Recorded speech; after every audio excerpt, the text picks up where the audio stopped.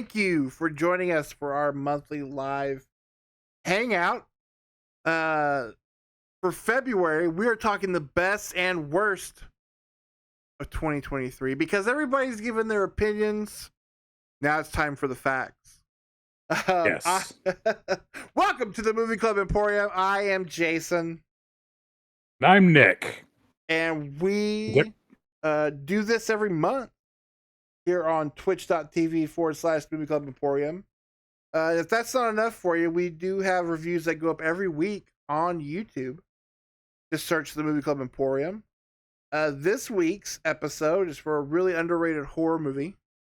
Spoilers for a movie called Antlers that kind of got lost because of COVID. And pretty fun little movie. Last week was Nostalgia Buster. Talked about the Golden Child. Oh yeah. And last month, Nick and I had a blast talking about the Iron. Not really a blast talking about the Iron Claw. We talked about the Iron Claw, and then had a blast afterward talking about our favorite wrestling movies. And the good news is there was no worldwide life-changing wrestling news that happened days after we did that live stream. Nope. So, like I Nothing said, at all. no, it was smooth sailing. All In your other heroes are words, still heroes. Vince McMahon is a creep. Who knew? Oh, come on. There's no chance in hell of that. Uh, so, like I said, we are talking about the best and worst of 2023. Now, yeah, I know we are being a little late to the party, but we got a lot of movies to watch. And what's wild is we watched a lot of different movies this year. If you caught our Christmas stream, which what part of it that wasn't just burning to the ground while we were trying to do it, I didn't do any comic book movies this year. I took the year off. Me and comic book movies consciously uncoupled for the year. So there will be none of those on my list. But There's not uh, there's not many on either one of my lists. I I watched some. I didn't watch that many. Especially anything Marvel related because I've just been pretty burned out on that. But however, there were some things that'll show up on lists. Uh, and will be mentioned, but overall, I missed most of the comic book things this year. And yeah, and speaking of other things I missed Oppenheimer, I missed Ferrari, I missed Killers of the Flower Moon. I am intending to watch all of those. It's been a busy year for me, and I couldn't bring myself to sit in the cinema for 3.5 hours for two of those three movies. So I yeah, will go ahead and do that in the comfort of my home. I look forward to watching them. I'm sure they are as great as the reputation suggests, but that is why they will not be showing up on my lists. yeah. Now that every big movie seems to be the length of one of the like ABC miniseries we used to watch as children, like it is hard to be like, hey, you know what? I've got a whole day to spend in the movie theater for one film. It's pretty daunting. I'm gonna grab my phone real quick. Oh yeah. So like I said, we are on Twitch here right now. So subscribe to the Twitch channel for all our monthly Twitch streams. You can also check out our YouTube channel at youtube.com. Search the Movie Club Emporium. We also, like all the cool kids, have a TikTok. I believe it's Movie-Club Emporium. Where it mostly just as it's just posting about these upcoming streams. So, but they're fun. I like to have a little fun with them. Uh, and then we do have a Facebook page. If you are still wallowing around in the mud on Facebook, with over 10 years worth of back catalog goodness, because not everything's here or on Twitch. We were mostly on Facebook for over a decade, but Until it now we're here. Go ahead. just became unsustainable to stay on there because their trying to stream anything on there or collaborate on there proved to be almost impossible. So we had to move to where we can more easily do this, especially trying to do anything together. It Yeah. was a mess.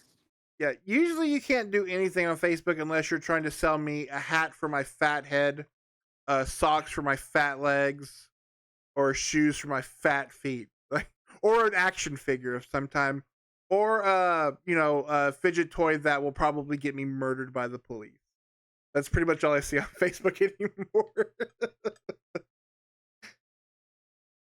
All And your right. and your and your crazy uncle going on political rants. Yeah. There's still that. And then reading what's going on in the town of Weatherford and all the fun comments of that. Uh all right. On that note, Yes. real quick, are you on the Hobart Grapevine page?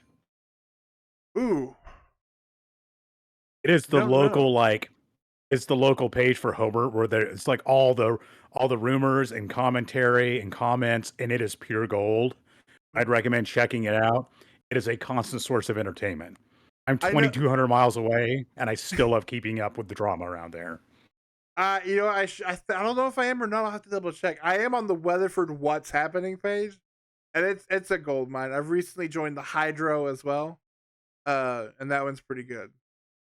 So if I'm not on the Hobart What, I definitely need to be to keep up. That way, my mom doesn't have to call once every couple of weeks to fill me in on everything. Well, we've got a lot of movies to talk about, and so we thought we would be negative Nancy's, get the negative out of the way because you want to end on a positive.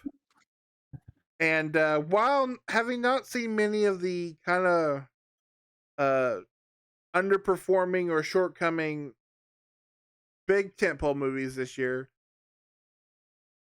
somehow was still able for the first time to ever put together an actual bottom 10 list. Usually we just do bottom 5. But man, in an effort for us to see as many movies as we could, it was a real just like piss in the wind situation. And some real stankers came up. So if you want, I'll start.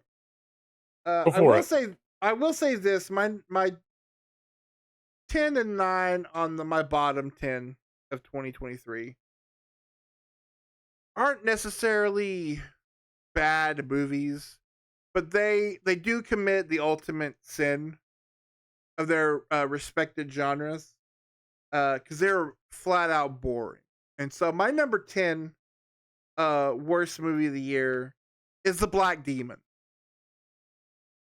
Uh, because somehow you took a movie about a giant mythical magic shark uh and made it like an almost 2 hour slog. Uh that first off, you wasted Josh Lucas, who uh is great in a lot of things. He's the best part of this. But he's totally wasted. Again, if I'm going into a giant shark movie, I want the Meg or the Meg 2. I want Deep Blue Sea. I want a big. We're not recreating Jaws, so give me big, dumb, bloody shark movie. And this is about a mythical, like Mexican folklore giant demon shark.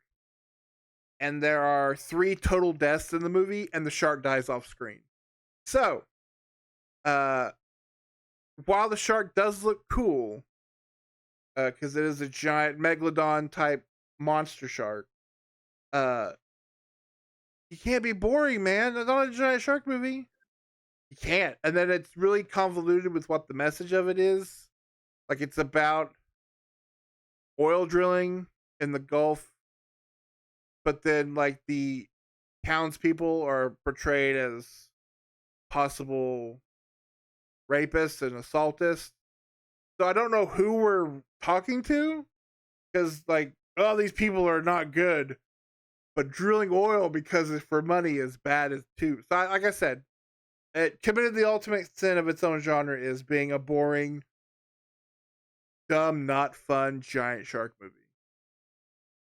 That's a shame. That's one I had intended to watch because the trailer looked good, looked entertaining, but it got scathing reviews. And that's the thing, if a stupid shark movie can be fun and it's still stupid, I can live with that. But boring, I can't live with.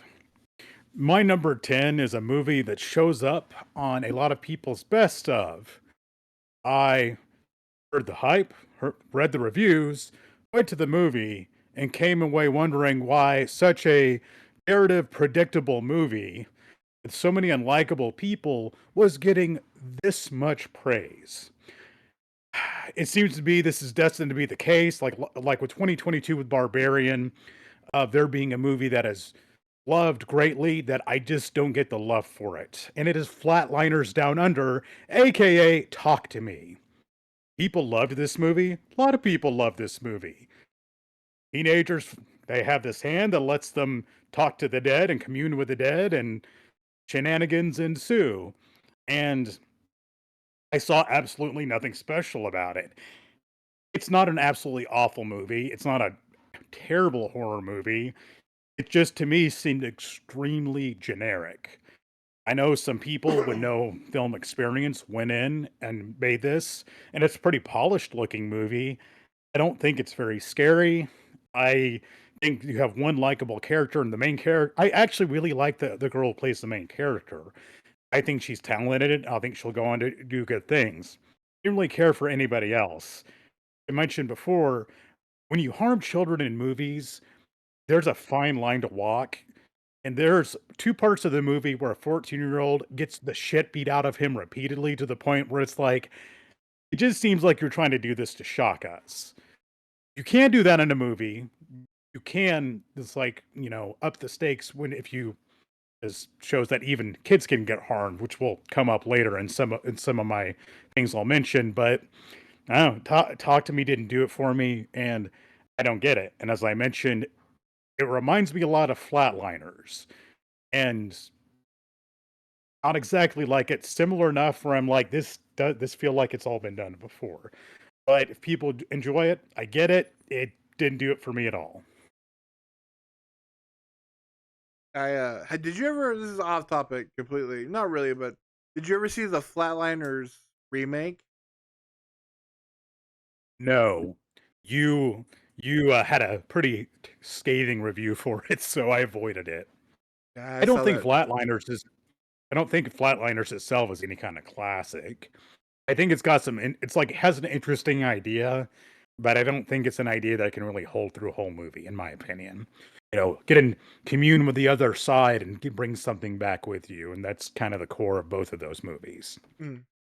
You need a But board it, to do it. So my number 9 again is not a bad movie. It's a fine movie. It's well made. I guess you could say it's well acted, but for whatever reason, the subgenre of atmospheric horror took hold this year. Uh, this was one that did make the theater. In fact, it went to streaming fairly quickly, but the trailer promised it was going to be this really weird atmospheric kind of audio visual experience with touches of The Wicker Man or Midsommar in it. And it's the movie called Innisman. And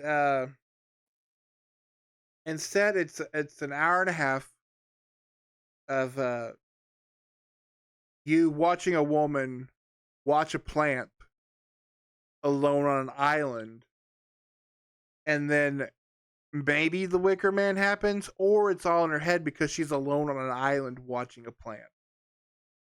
And the actress is fine, and the sound and the idea again, the idea is like, okay, I really love The Lighthouse, so being alone, this is definitely a quarantine movie. Being alone yeah, on this island, what goes on in your head? Um, but my goodness, you're just watching this woman in her day to day, watching this plant grow on an island. Um, and then she goes home and on the island alone, and I'm pretty sure we use the same shots of like eating and bathing and sleeping, and then we get up and we do it again, and she's writing in a notebook. So I'm kind of watching a woman do a long research of a science project, and I'm supposed to be scared. And the only thing scary is not knowing, like, is it am I supposed to, is this what hell is like? Because it won't stop. It just keeps going. Uh Again, finally made.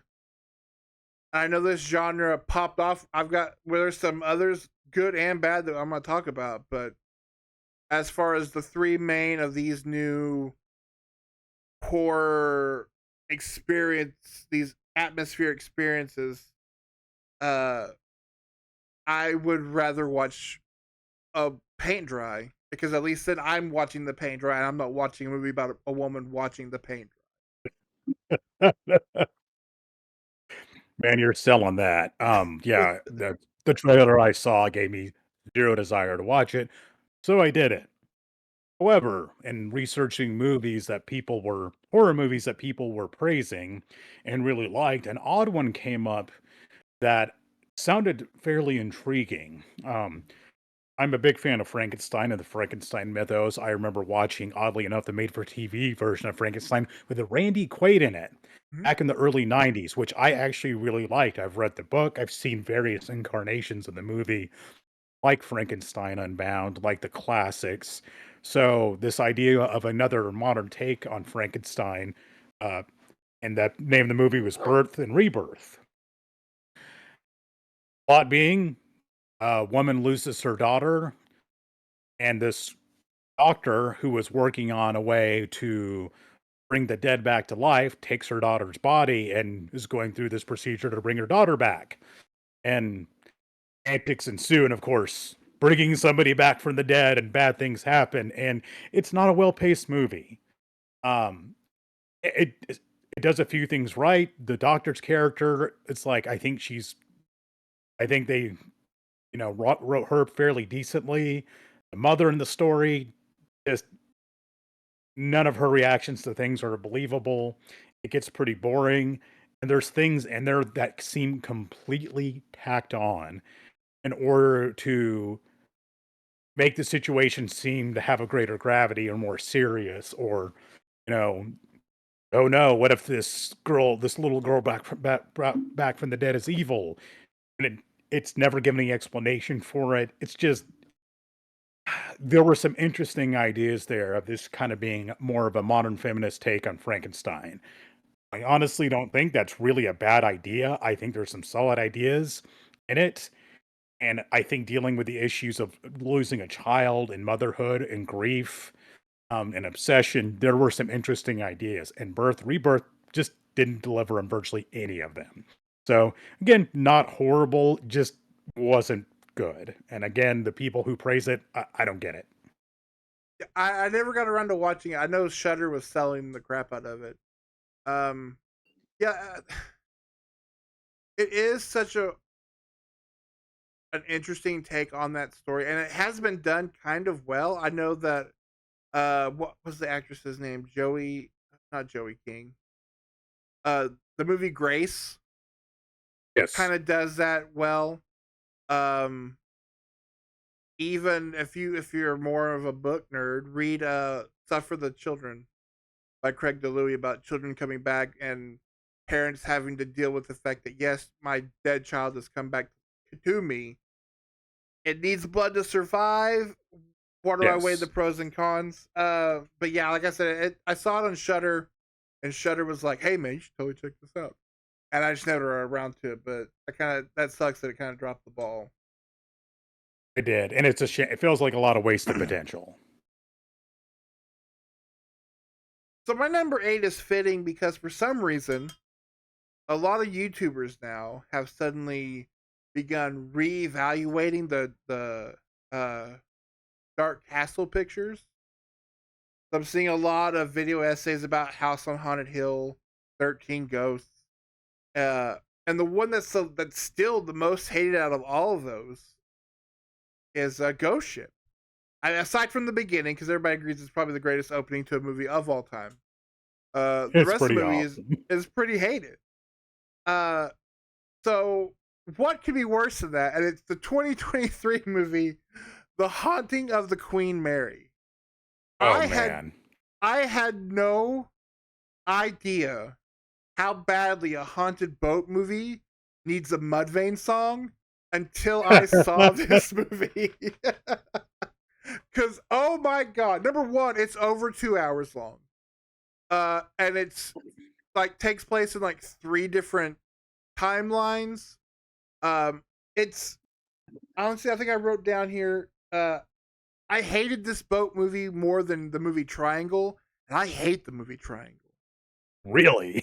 I don't like that movie. This was just it's just like, what if The Shining was happening, like you were following like Grady and Jack at the same time, and then it was edited with like buckshot. Like it's just insane. It was all borderline unwatchable. I was so upset with it because the trailers made it look okay. This is interesting. It's been a while since I've seen a good haunted boat movie, and I know the Queen Mary that has name recognition, but no, this and it was cheap. But there are parts of the movie where they filmed it on the Queen Mary, and I saw somebody talking about how like they were selling it as like, "Hey, come to the Queen Mary. They made that movie here." And it's like I kind of feel like your haunted boat sells itself. I don't need you selling me a shitty DVD of some terrible haunted boat movie to come to your haunted boat. Uh, so yeah, I did. This was the first one on this list that I flat out did not like. It ended. It was like, oh, like just again. I would have killed. I would have killed for a Mudvayne song, or even like low tier. Like give me a Mushroom Head at that point. Just give me Yes. something. It's some simple survival or solitaire unraveling. Yeah. Oh, my number 8 is a comedy that the more I thought about it and afterwards it's like, you know what? That movie kind of sucked. Uh the trailer was funny, and while there were a few funny moments in the movie, it drags on and gets real bad towards the end. And it's anchored by three main characters, none of which are likable or relatable. And oddly enough, they got Conan O'Brien to be in this movie. It's Please Don't Destroy the Treasure of Foggy Mountain. Can't remember if it's on Peacock or Hulu. Wife and I watched it one night, and it feels like a comedy from a different era, just not a particularly well done one. Three unknowns are in the lead. These guys are trying to find the secret treasure up on the mountain that anybody with half a brain could have found 100 years ago if they would have known, and they find it easily in a day. There's sight gags, and there's like this cult in the woods, and just it doesn't come together. There's a chuckle or two throughout, but mostly it's wow, I really hate these characters. And then Conan O'Brien's in at the end. At the end gets really stupid, real stupid. So yeah, I bad comedy is about worthless, and this one just didn't do it. Wasn't great. I so the guys, the trio guys, their group is called Please Don't Destroy, and honestly, they're pretty much the best part of SNL at the moment. So that makes me really sad because they're all their little sketches are super funny on Saturday Night Live. But I remember the trailer came out and I was like, I'll wait. Yeah, Conan not great. O'Brien with the fake goatee, I'll wait. Uh, SNL, they can't do it anymore, man. Can't do those movies no more. Nope. So last year, as a certified, I believe, certified horror fan. I mean, how many people you know own a T-shirt of the Suspiria remake? Uh, I went against the grain because I hated Terrifier 2. It was my number one worst movie last year. I absolutely despised it. Similarly, this year, although this movie isn't getting quite the praise of Terrifier, it is getting a sequel that comes out this year. That I will not make the mistake with Terrifier and Terrifier 2 and watch the sequel. It's Winnie the Pooh, Blood and Honey. Uh, Uh, so here's the thing: this movie had a chance. Because if you play this movie like an asylum slash sci-fi movie, sci-fi movie, we got something. Like, because it's Winnie the Pooh and Piglet killing busty girls at a cabin in the woods. Like, not long ago, I did a review over Zombievers. Like, we could have done that. yes. Instead, they were like, I'm going to put these fools in a bear and pig mask and call them Winnie and Piglet, and then I'm making the strangers. It's so up its own butt serious. Yeah, it should be something like Wolf Cop, and it's not. It's so deadly serious. And because it's that way, this movie's only 84 minutes, and it's too long. It's too long. I know the sequel is introducing Tigger and Owl, and I think it's introducing one more. But like the movie, like no, Eeyore gets eaten when Christopher Robin leaves 100 Acre Woods. The animals, that's why they're killers. There's not dudes in masks. This is Winnie the Pooh and Piglet. They are lost in the woods because Christopher Robin is gone. They turn feral and like murder and eat Eeyore, and now they're after Busty Coed. So okay. Again, if this movie had one shred of sense of humor, it could have been a lot of fun. Like just dumb, stupid, fun. But just like, let's get some guys, let's get some brews, let's hang out and watch this dumb horror slasher. Yeah. And instead, it's like, no, like this is serious business, right? Piglet. It was a complete waste. I was so upset. That is a movie that keeps on making a lot of number ones and some of the horror reviewers I watch list and similar sentiments of why did they try to make this movie serious at all? But we're living in the age of, hey, this is hit public domain, let's make a movie out of it.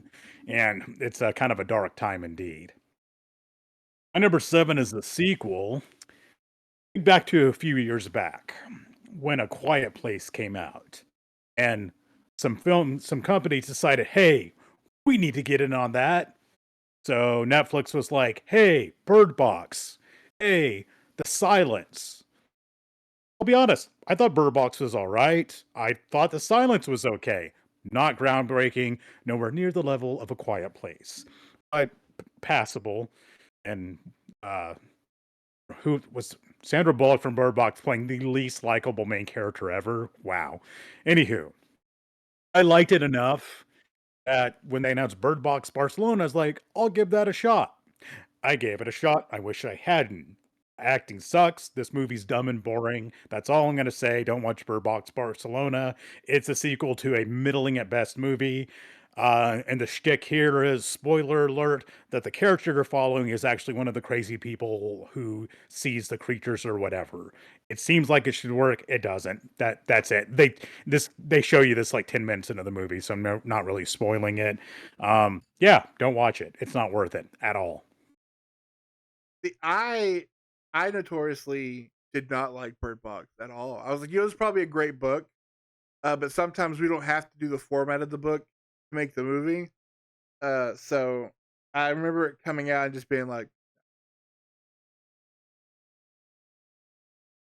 so this is my number 6, and hopefully you will let me get to the end before you utterly and totally cancel me, because I wanted to really like this movie. The trailers looked absolutely hilarious. And it is The Blackening. Okay, so it's going to be a black ensemble slasher movie, kind of like a fun comedy take, with Not so much in the realm of like, say, the Wayans brothers, but it's supposed to be smarter and really funny. Now, if you saw the trailer and you laughed at any of the jokes in the trailer, congratulations, because you've seen all the funny parts of the movie. Uh, so saying that, there is one joke in the movie that is honestly the only joke that made me laugh because I had seen the trailer. Um, and it's a reference to Sister Act 2. Uh, but my grandmother loved Sister Act and Sister Act 2 Back in the Habit. She was a big Whoopi as a Nun fan. So I've seen those movies a million times. So I was like, that's from Sister Act 2. That's hilarious. Uh, Otherwise, it's just like, at least with those terrible like haunted house movies, there are jokes, sight gags. This, and also like there's actually like, we're telling a story. This is like uncomfortably unfunny. Meanwhile, the actual slasher part of the movie, you call 5 minutes in, and so you're just sitting waiting for the characters to figure it out. I was blown away by how unoriginal, uninspired, and unfunny this kind of topical conversation starting comedy was supposed to be. So yeah, I debated putting it on the list, but I was like, just when we were making our list, I was like, there's nothing worse. There's nothing worse than an unfunny comedy. And unfortunately for me, I didn't see a lot of comedies this year. And so for this one to be as unfunny as it was, it had to make the list.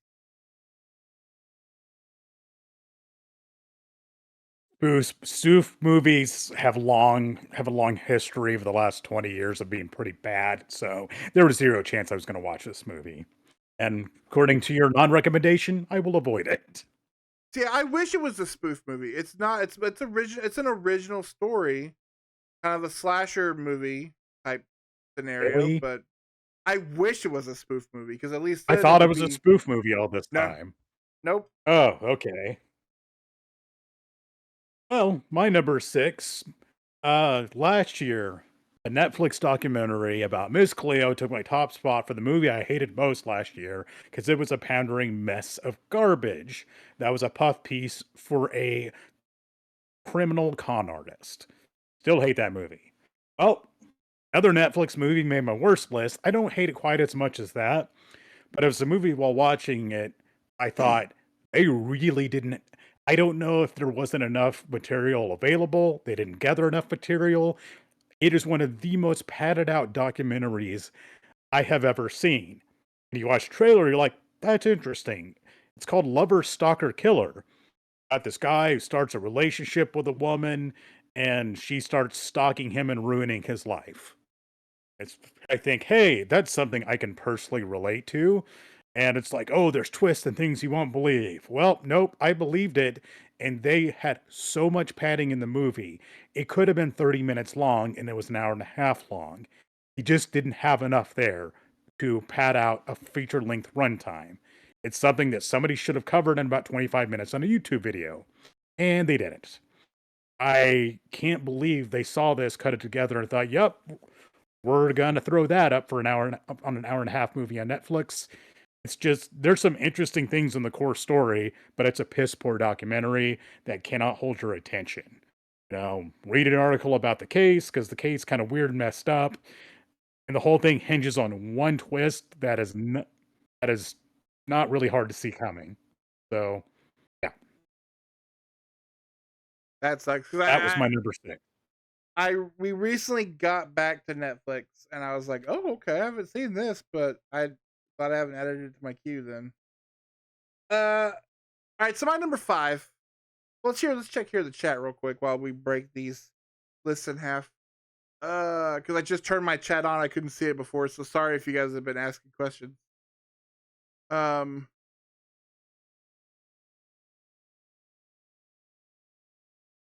yeah, you know what? That's the one thing about Bird Box that I did enjoy was all the Bird Box challenge memes. Uh, But even then, I don't think I could go back. I don't think I want to go back. I will tell you, I did not see. Uh, I didn't see Napoleon. It was on my list to watch, but it didn't come out uh to home in time, and I wasn't going to theater to see that. I love Ridley Scott in certain genres, but as somebody who saw House of Gucci, like biopic Ridley Scott, like hasn't really been the same since Gladiator. So like I was like, I'll pass. It edited my chat. Oh my god. Logan trying to give us his big old bleep bleep. I was trying to say his big old box of porn. It's a running joke between Logan and I Oh, he's got about one of him and his Plex server. the Paul Rudd boxes from 40-year-old Virgin. Yes, that's exactly the reference. Oh man, I can't remember what the tape was called. So number 5 for Boner me, Jams, Boner Jams Boner Jams. That's 2003, what I it think. was. I was like, Yes. it's something jams, but I don't want to drop the wrong word. Um, okay. So my number 5 is a movie that, but again, another one that all real horror fans seem to love, because it was Return from the Master, Kevin Williamson. And while I really did like Scream 6, because he has characters in that movie. This was his new, like he co-wrote this new original slasher movie. It was gonna be super meta, and timely. And I should have known when it was a Peacock original, what I was in for, but I didn't realize how bad it was. It was sick. So Oh, this is a lockdown movie about a group of girls who are going to spend quarantine at their rich parents' secluded lake house. And their boyfriends show up because the boyfriends, they always show up. And there's a killer coming after them. And so I was like, okay, so what are we? How deep in the weeds are we gonna get? Because we're actively referencing what was going on, spring of 2020. And it does. Don't worry. It does. It's all over the place. But then it also, number one, it's a rehash. It's Scream. Even to the point, spoilers in case you want to watch it. There's multiple killers. Uh, and spoilers again. So I'm sorry to ruin this movie for anybody. Uh, but that's what upset me the most because it was so cringe. The murderers are a married couple that are murdering these teenagers because their child went to a super spreader party that these teenagers threw, and then their child died of COVID. And so their way of getting the revenge is murdering these teenagers. Um, you remember when all those people died? Thanks, Kevin Williamson. that is Again, really yeah, yikes, dude. yeah. I was in my own home, like uncomfortable. Like I was reading some uncle's uh Facebook post, and I was just like, "What are we doing?" And again, if it's getting a lot of praise, but even if you take Yes, all it the is. cringe out of it, I mean, yeah, it's Kevin Williamson back in horror, but again, we're repeating the same tropes. We're name dropping modern day pop culture things. There's more than one mass killer. They have reasons to be mad. It's their own theory of revenge. It's Scream, Yeah. but with an N95 mask on it, and it was absolutely. I was so upset by how cringe it was, and just like how like we're just beating this dead. Like just because you're Kevin Williamson and you wrote probably one of the best. Like, don't copy your own homework, dude.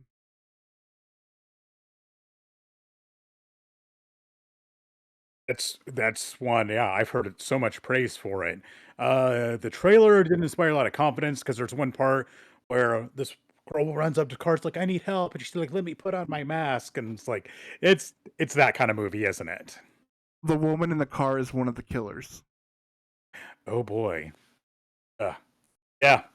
I was skeptical even with all the praise, so I will continue passing on that.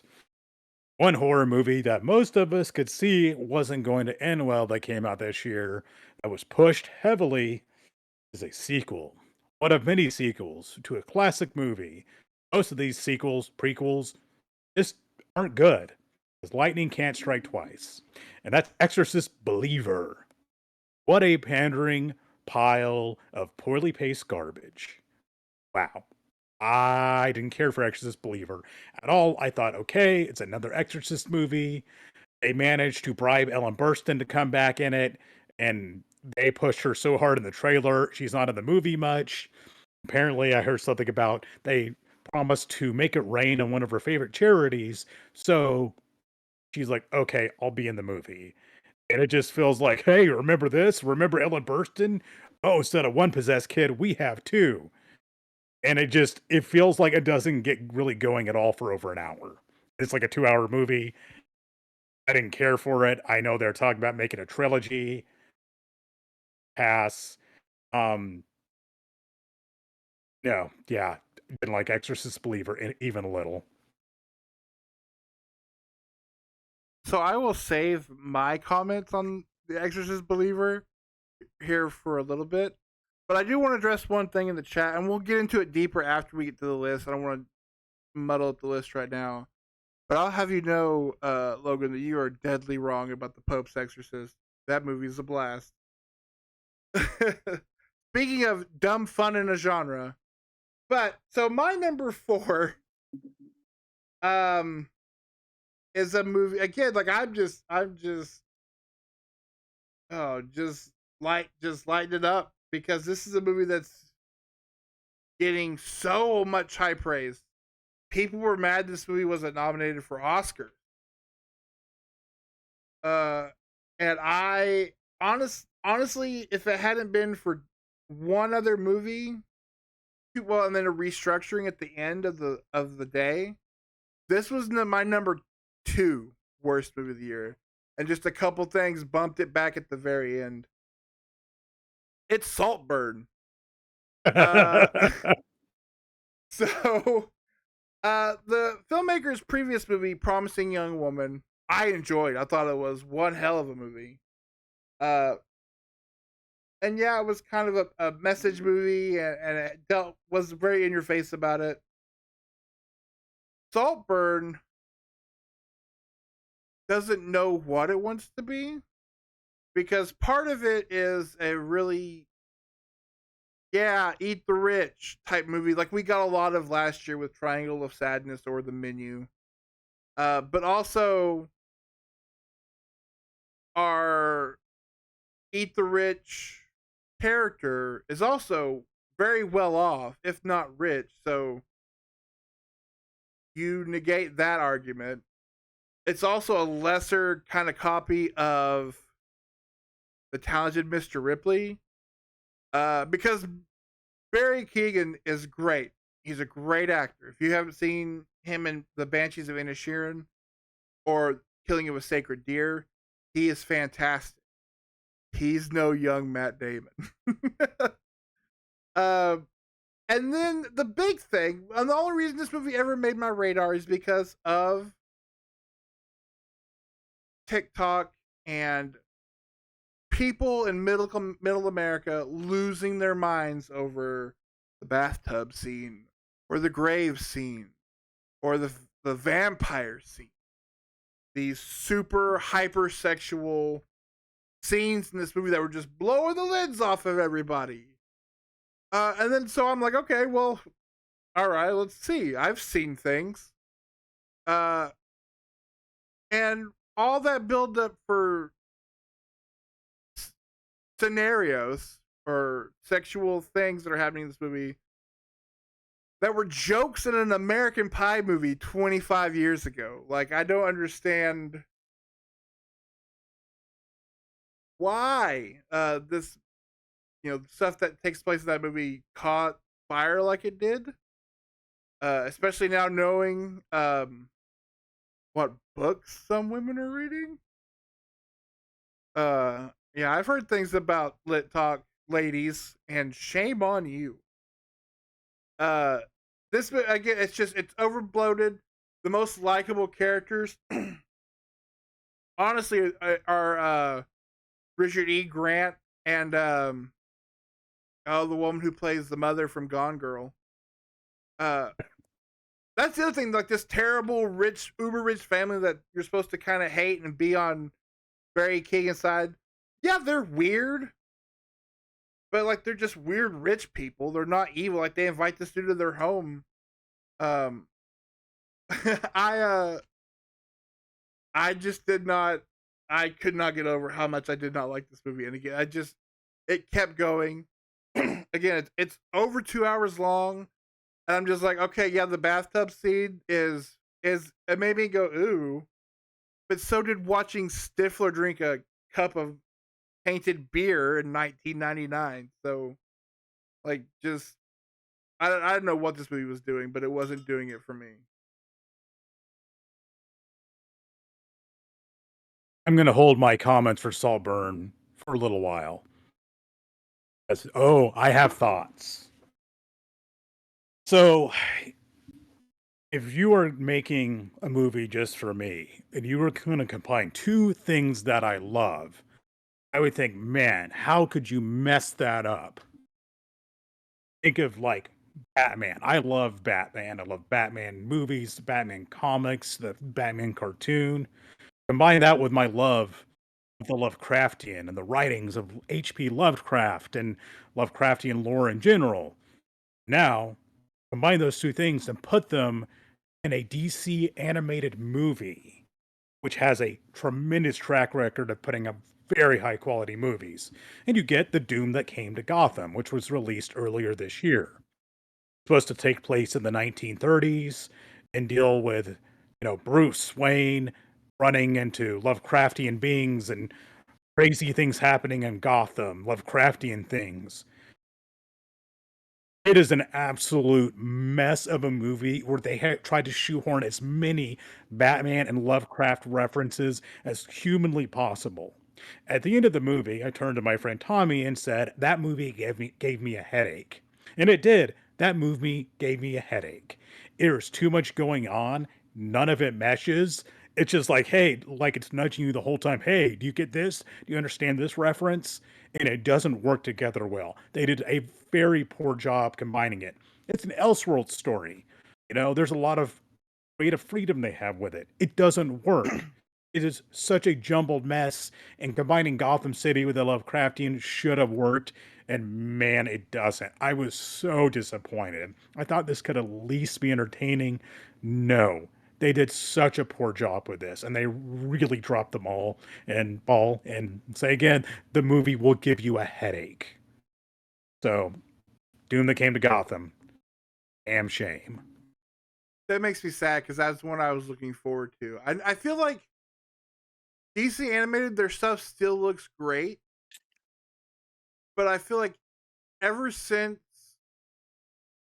the Killing Joke came out, and I remember going to see that in the theater for a Fathom event and being like, oh no. Um, I don't feel like they've their Batman stuff has been what it was, with Death in the Family. I haven't seen the Long Halloween one. I kind of do because I love the Long Halloween. The Batman Dark Knight Returns with Peter Weller playing Old Man Batman. It's fantastic. Excellent. Uh, Excellent. that makes me sad because yeah, like you, I love Lovecraft and I love Batman. So how do you mess that up? I they managed a way. I will recommend two movies that are more recent. Wonder Woman Bloodlines, which was shockingly good, and the one I really enjoyed was Justice Society World War II. I loved that movie. Flash goes back in time to World War II and teams up with some Golden Age heroes. Awesome. Loved it. One of my favorites from the DC animated. But hey, they could have messed up the Doom that came to Gotham more. And man, what a disappointment. All right, so my number 3 was a late entry. I almost didn't watch it, but my father kept telling me I needed to see it for no other reason than they filmed it uh, at the prison where he works over in Granite, which is over by our hometown. It's like they filmed it over there. They made a movie at the prison in Granite. You should totally watch it. They made a movie at the prison. So I look it up. Okay, it's a little horror movie. That's fun. It's got. I mean, at this point, can we kind of say the lesser Boondock Saint? Sean, Sean Patrick Flannery. Although I did get a free picture with Sean Patrick Flannery, he just doesn't know it. We weren't giving you $25, Sean Patrick Flannery. No, I saw Demon Hunter. Get out of here with that. This movie. So I went into it kind of blind, just knowing it was a horror movie. It had Sean Patrick Flannery, and I don't know if you noticed, but they filmed it at the prison over in Granite. And it's a little movie called Nefarious. And oh my God, literally, because it's a secret Jesus movie. We have Sean Patrick Flannery, who's playing a death row inmate, like hours from his execution, and they bring in this doctor to see if he's mentally there to be executed, which is like kind of waited to the 11th hour, but it is Oklahoma. All right. Because he says he's possessed by a demon. And so we have this psychiatrist diagnosing him about whether or not he really is possessed by a demon. Again, so for future reference here later in this list, I'm a sucker for Catholic magic movies. Is what I call them. I love Catholic magic movies. One of my favorite subgenres of horror. So you had me intrigued there. And then I believe it's when they start discussing abortion. I was like, wait a second. Why would that come up in a movie about a inmate on death row being possessed by a demon? And then you get to the end of this movie where there's 10 minutes of Glenn Beck preaching to you about conservative right-wing politics, and you can go fuck yourself with this movie. Are you kidding me? Don't promise me a horror movie and then try to sell me Jesus, man. Unless there's somebody crawling up a wall and like back contorting. No. Especially don't give me some CPAC B-lister to sell me on whether or not whatever your politics are. I don't care. Don't hide it in this horror movie. Horror movies have always been political. Go back to the 60s with Night of the Living Dead. But you don't get to put a secret Jesus religious movie in this honestly not that well shot prison possession movie. I was so upset going into this blind and knowing that this would be played in the theaters around our hometown, go figure, for a while. Like not quite as long as The Sound of Freedom, but for a while. Like no, you don't get to dress those movies up. That's not fair to me as a horror fan. You don't get, or whatever fan. I know they had a movie was it 2 or 3 years ago? I remember the Cinema Snob making fun of it because it was the guy who played the preacher in all the God's Not Dead movies. And it was like a John Wick knockoff where he's like a preacher now, but he was a former like assassin. He had to go save a girl from a cult led by a Lesser Baldwin. I don't remember what it was called, but no sir, you stick to your Fathom events and your Kirk Cameron Christmas movies. Don't try to gussy stuff up and secretly nonsense your nonsense. So I was really upset by it. If that didn't come across. Well, Once again, we have movies on our list that align perfectly because my number 3 is also Nefarious. What a steaming pile of preachy garbage. And here's the thing, I don't mind you putting a message in your movie. I don't mind you No, putting faith-based messages, Christian messages, that's fine. If you wanna get an idea of how you can do that and put in a message about God and faith, go watch The Book of Eli with Denzel Washington, which I think is a fantastic movie and has some of those central themes. However, Nefarious is hits you in the head with a hammer and keeps on kicking you while you're down. It is so the nose and be like, "Oh, you're an atheist," and things like that, and "Oh, abortion," and "Oh, and it's like, "Ooh, you think society's better now." John Patrick Flannery does a garbage job acting. Jordan Belfi, who actually shows up in one of my good honorable mentions this year, sucks. He's not great, and most of it's these two sitting in a concrete room talking to each other and having it's like a giant it's a straw man argument. That's what it is. It is a one-sided straw man argument. It is not meant to change anybody's minds. It is meant to pander to a certain audience. It's not thrilling, it's not scary. It got an R rating, and I'm baffled as to why, because there's like no language. The only thing it might be is he gets electrocuted at the end. Spoiler alert, oh no. Don't watch this movie. It's dumb. It's terrible. It's preachy. Sean Patrick Flannery, what are you doing these days? Because geez, I hated this movie, and it's just in some movies they don't even bother disguising any kind of message. This one was so blatant and in your face about it, and it was so poorly put together and done. I I, I just I couldn't stand it.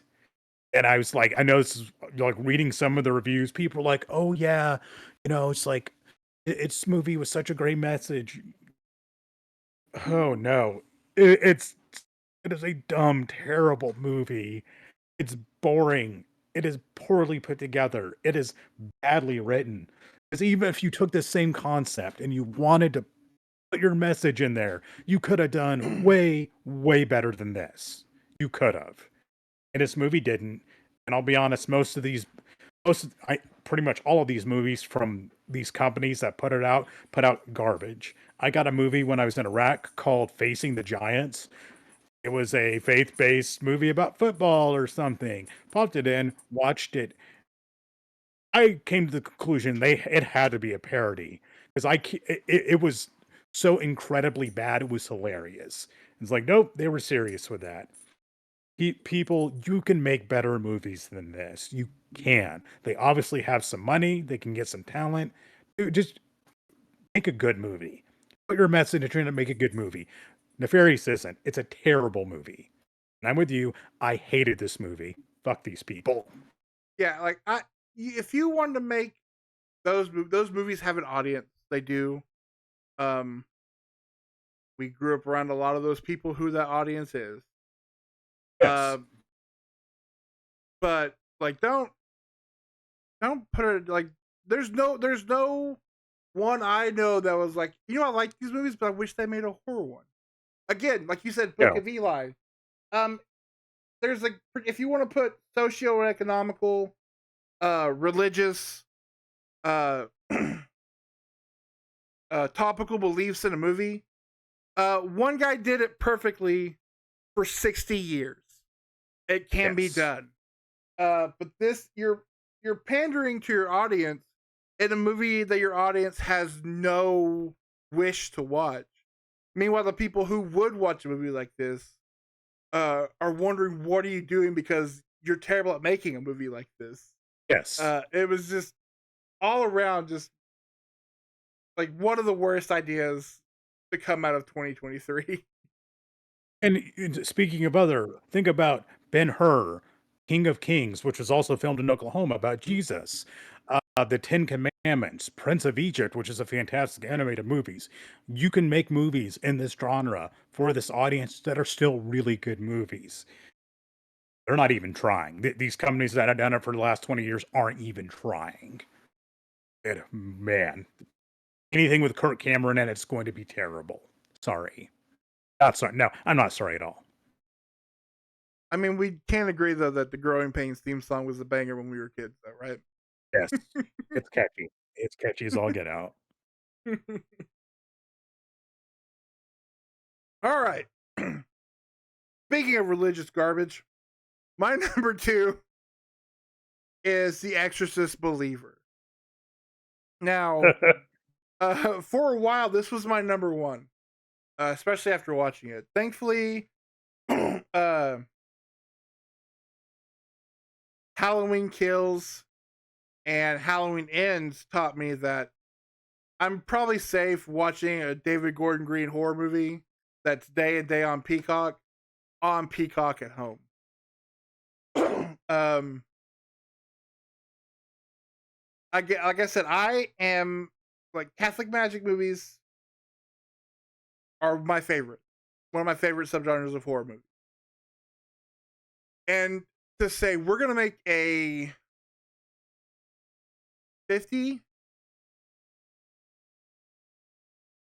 year later sequel to the Yes. holy mother of Catholic magic movies, and then proceed to spend almost the entire runtime taking the Catholic magic out of the movie. Number one, I was like, what are we doing? Like, I get it. Other that you want to make a movie that is the coexist of exorcism movies, great. You don't call it The Exorcist. No. Ellen Burstyn, I was like, how did they brought her a dump truck of money, bought her a nice car and gave it to her charity. That's great. Get your nut, girl. But her in this movie is more useless than the Vanessa Williams cameo in 2021's Candyman. Like, she does less to the she even as much exposition as she expels, because that's why she's there, to expel exposition. She does that less effectively than the Vanessa Williams character from Candyman 2021. She is completely phoning it in this movie. Yeah. Completely.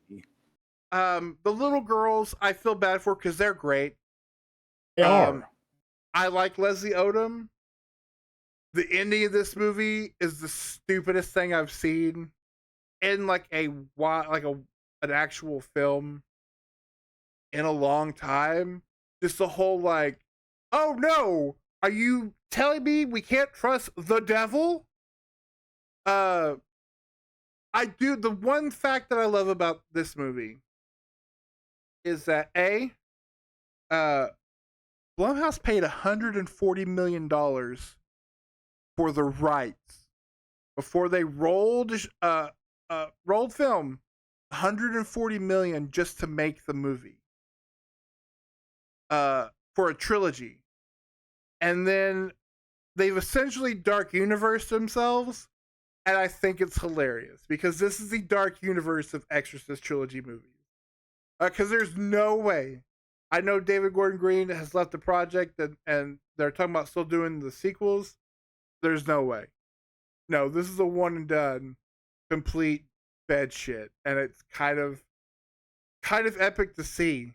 Because we haven't seen anything like this since Tom Cruise's The Mummy, which in retrospect is on the same level as The Exorcist compared to this sequel to The Exorcist. That movie was kind of fun. Yeah.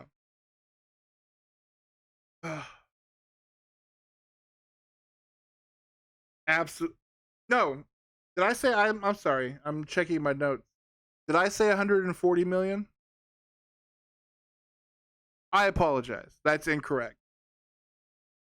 It was 240 million for the trilogy.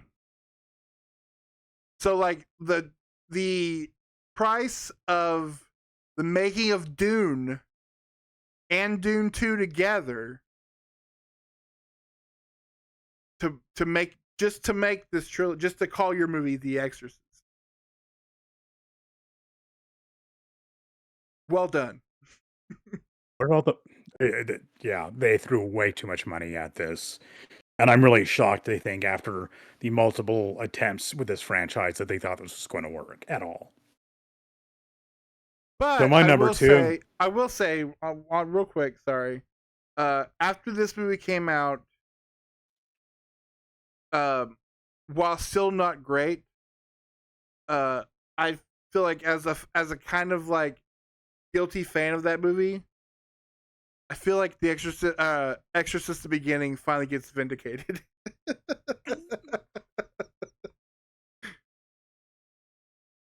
Go ahead, I'm sorry. My num my number 2, I have to give you a personal thanks for, Jason, and this almost unseated my number 1 because you told me I needed to watch this movie, and what the hell, man?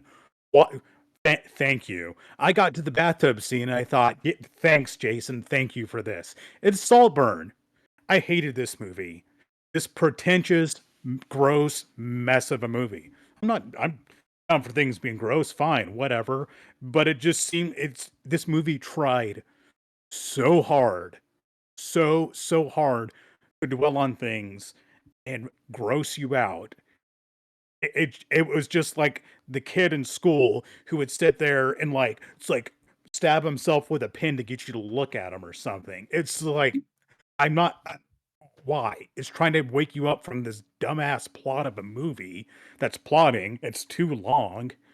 It's like, "Oh, look at these rich people," and it's like, "Oh, these rich people are rich and eccentric, but what weird-looking Barry Cogan, whatever his name is, the dude looks really weird. He's a weird-looking guy." And let me tell you, the woman who made this movie, pretty obsessed with him because they have so many shots of him naked or of his back and he's flexing and all of this. And it's just it gets to the point where it's kind of weird how much it's happening. And the movie ending with him dancing naked and it's like, okay, I have no problem with the male form or male nudity. Great, whatever. It's just this movie's trying to be like sexual and like they're calling it a thriller, like an erotic thriller. This movie fails completely as a thriller. It's never sexy for a moment. It tries so hard to be weird and offensive. And it's jumbled. It doesn't know what it's trying to say. It doesn't know what it's trying to do at any point. I will say this cinematography's great. Beautifully shot movie. Technically speaking, there's some great things going on with the camera. Other than the fact that they, for some really stupid reason, decided to get it at 4:3 aspect ratio, so it's more cramped. It's like, oh, and make it feel more claustrophobic. You have a movie about this sprawling estate and you want to make it more claustrophobic. That is incredibly stupid. I know there's gonna be people in our generation who this is gonna become a classic. It's like it's like somebody watched a few Greg Araki movies and was like, "I can make a movie like that," and then they fail on absolutely every level. It's just it's weird, it's nonsensical. There are shots that go on way too long. Those are like 'cause it's like, "Oh, man, check this out. Do you see the weird stuff that's going out on?" Then it goes on for another minute or 2. I hated this movie, hated it. Um, maybe Barry Keoghan is great. I don't know. You know, acting seemed fine in this movie or whatever, but it was a big old pile of messy nonsense that just tries to gross you out, and I hated it.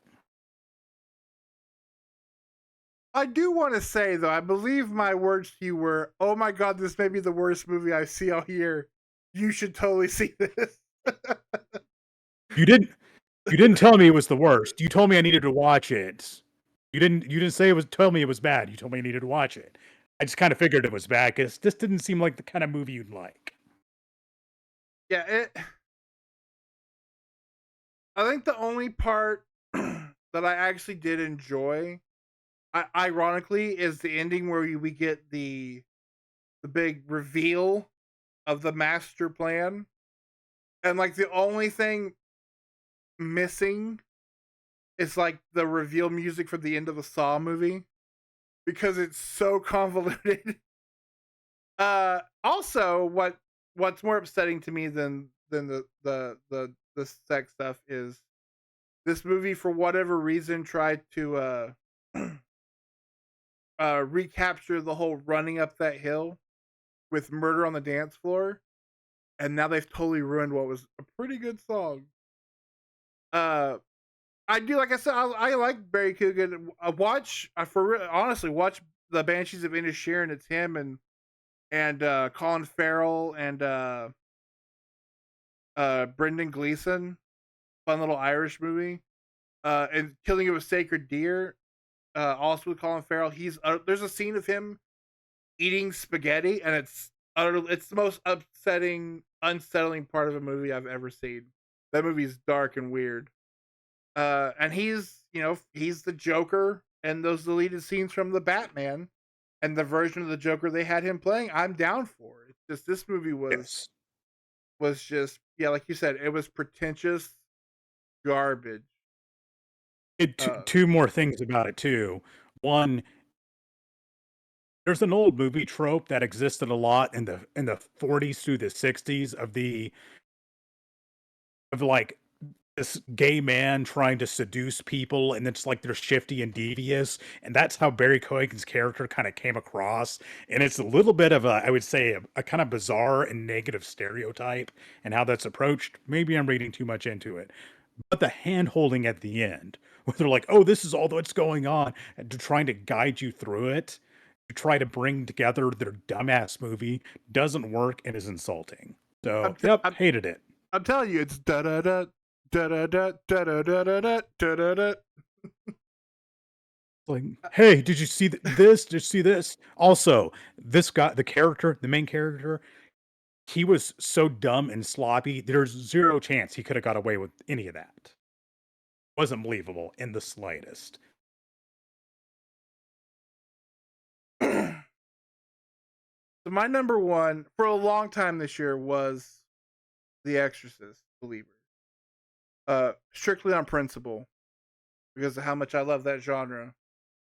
But then I was sitting here making my list, and I thought of a movie I watched earlier in the year. Uh, and this is one of the two big ones of this new horror subgenre that came out. This movie went to theaters. Uh, this is a movie that Ashton walked in, sat for 3 minutes, said, "This sucks," and left me alone to finish the 2 hour movie. And again, this was in the theater, and it's The Outwaters. Uh, if you watch the trailers, it's sold as like this weird found footage atmosphere horror movie. Like, imagine the hell scenes from Event Horizon, but in the desert, and like it's all like enveloping your senses. That's what you're in for.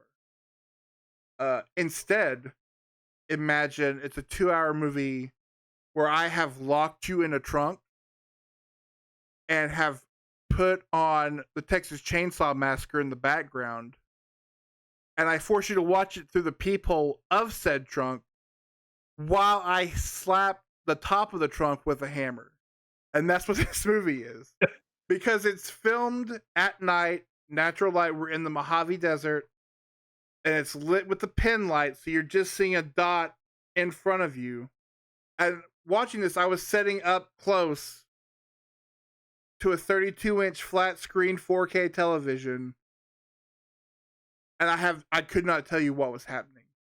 It's just the pin light, and then sometimes we're in the daytime, and then sometimes there's like parallel, like going through time. There's just random screaming behind you nonsense. Every once in a while, there's a flash of blood, and again, like I said, it's 2 hours just this pounding noise. It's I wrote here.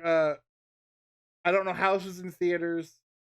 Uh, it's 2 hours of me blindfolding you and then squeezing your head while I scream in your ear. Like, it was at least The Exorcist Believer was a movie. There were actors in it. There were sets built. There was this movie's on Prime. So if you want to take it like a take it like a champ, because I was blown away by not only how terrible it was, but it was getting a lot of praise. Like, this is a new dimension of horror, and that this was in the theater. I could imagine sitting in the theater and watching this. I would, as somebody who's never stormed out of a theater before, like, this would have been the movie to do it. And I say movie real loose. I'm playing fast and loose with the word movie.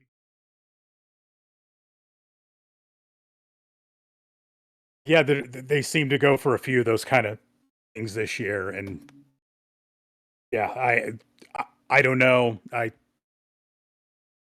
just doesn't sound like my jam, so I avoid those like the plague. Well, my number one is a movie that, based on the source material, should have been great. Given the absolutely disastrous state of the DC universe, the DC extended universe, I was pretty sure it was going to be terrible. But I like the original comic book. I like there's a movie based off of it from the DC animated universe. And I'm kind of surprised this movie got released due to the main actor being in so much controversy. The Flash, based off the Flashpoint paradox or Flashpoint. Wow, this movie. What's the name of the main guy? It's escaping me at the moment. Ezra Miller. Ezra Miller. I didn't absolutely hate him as the Flash in the Justice League. I don't think it was a great choice. I didn't hate him. Nope, I hated him as the Flash in this movie. At 10 minutes in the movie, you see the Flash jump into his costume and start running. And I looked around the theater and thought, I wondered if I was being pranked or are they serious? CGI was mind-blowingly bad. I mean, crazy bad. They spent so much money on this movie, and the visual effects are terrible. Aside from that, this movie's too long. Ezra Miller's an idiot throughout the entire movie. They throw in Michael Keaton as the nostalgia bait, and it doesn't fit in with the movie in the slightest. They have a highlight reel of other DC movies at the end, including a very poorly rendered Nicolas Cage fighting a giant spider. It's so dumb, it barely has anything to do with the original story, which is fantastic. It was so disappointing and such a tremendous waste. Yeah, Logan, you're right. It looks unfinished. I can't believe they released this movie, especially with all the controversy with Ezra Miller. They should have buried it because it was bad. Oh, also, having George Clooney show up at the end of the movie, go to hell. What? It's yes, because that happens. It's stupid. It is a dumb movie. There's a few moments where I'm like, oh, that's all right. Honestly, like the girl they got to play Supergirl. I liked her okay. I liked the scene involving her. Otherwise, I struggled to find hardly anything about this movie I liked. One of my biggest pet peeves in movies is wasted potential, and this is a movie drowning in wasted potential. DC has managed to tank their universe so thoroughly, and this unseated Wonder Woman 84 is the worst of the DC movies that I've seen. I haven't seen Shazam Fury of the Gods. I haven't seen Atlantis and the Lost Kingdom. I have a hard time believing they're anywhere near as bad as this movie. It is badly cast, it is badly directed, it is poorly paced, and I can't say enough how bad the visual effects are. The Flash TV show had better visual effects by a long shot. If you want to see a good version of this, watch the Flashpoint Paradox from I believe 2011 or 2012. It's animated, it goes hard, and it is excellent. Avoid this thing at all costs. Apparently, I was talking to one of the supervisors at work, and he's like, "Oh, what's the worst movie you've seen this year?" I said, "The Flash." He's like, "Oh, I've watched that 2 times already." He was a little bit offended by that answer. I'm sorry, you have absolutely horrible taste in movies. Also, yes, George Clooney shows up, and it is one of the dumbest things ever. Logan, you're probably wondering, it's Sean. Shift supervisor Sean was saying he liked the Flash. But yeah, I'll drop names. I don't care. Not like he's watching this anyway. Let's light So this bad. candle. Screw this movie and everyone involved with it. Michael Keaton, what are you doing? I've made it clear that I'm not a big fan of him as Batman. But I like Michael Keaton in general, and this is just they had to have an explanation in the movie as to why he was in there because in the universe it makes no sense. So Michael Keaton's character had to explain how this happened. Exposition time. Hate this movie. It sucks. Never want to watch it again. So And that's again, our bottom 10 word. Saltburn almost unseated it, but the Flash pissed me off more. uh, so at the beginning of the year, I made a conscious decision.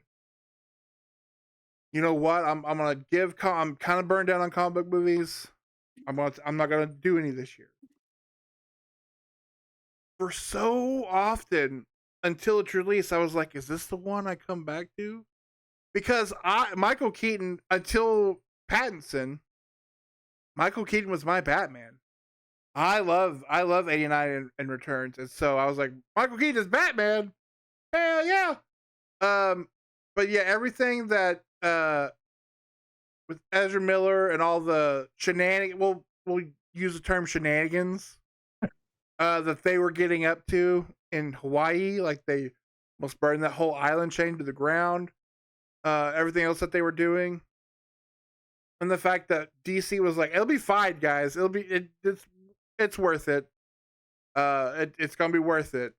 We've been sitting on this movie for 10 years now, and we got the guy who made It and It Two to do it, and he's like our 10th or 11th choice to make it. So it's gonna be great. I was like, you know what? I'm not gonna do it. I'm not gonna do it, and I'm glad I didn't. For me, I like for what you guys have said. Uh, the worst off in this is Supergirl because I heard she's great, a great version of Supergirl in the movie that is essentially dead in the water now because of the new DCU stuff. Sorry, my cat is going absolutely insane all of a sudden. Uh, so hopefully DC can get it going. Now's the time with Marvel's struggles, but this isn't it. And I've only seen clips of the some of the CGI, mostly just the baby scene, and then the thing at the end. And so I was like, no. As goofy as some of the CGI in those It movies was for no reason, um, this looks like PS3 level of what are we doing? Just The like almost Animaniac art, and not baby like this is scene supposed was to be real. terrible. Oh, and I like Ben Affleck's in the movie a little bit as Batman, and it again makes me wish it's like I wish we had just got a Batman movie with him instead of throwing money at this garbage. But oh well, just watch the DC animated movies. There's so many ones to choose from. I've written off the DC any universe. I don't think James Gunn's gonna resurrect it. I think it is what it is. I'm gonna step away for a second. I'll be Yeah. back and we can get crack a lacking on our top 10. Oh. I apologize for my terrible Western Oklahoma accent. It's the Banshees of Inisherin.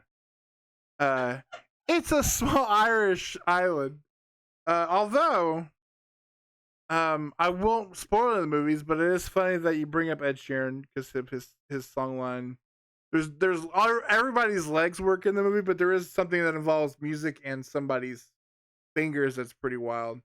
But it's a really good movie by the guy who made In Bruges, which is another Irish town. In Bruges, Bruges. So you'll forgive me for not being able to spell everything.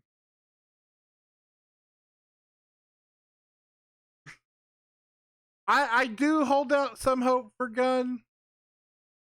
This Superman's gonna really be the test of it. I'm honestly holding out because they keep promising me live action great version of Swamp Thing, and god damn it, I want my live action version of Swamp Thing. Um,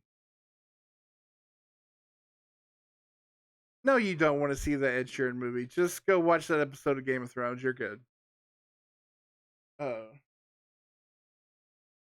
Uh, so I am excited because there's a movie coming up real fast on my list that was on Nick's worst stuff. I'm excited to talk about it from a positive point of view.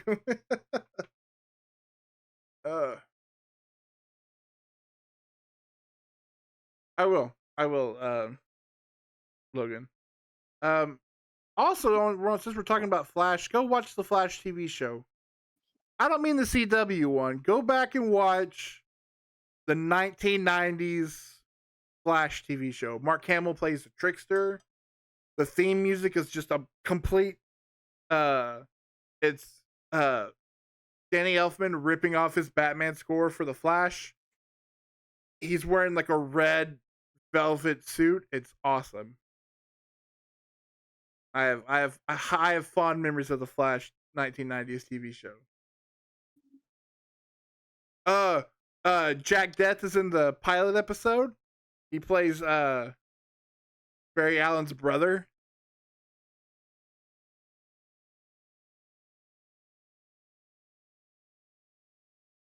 All right.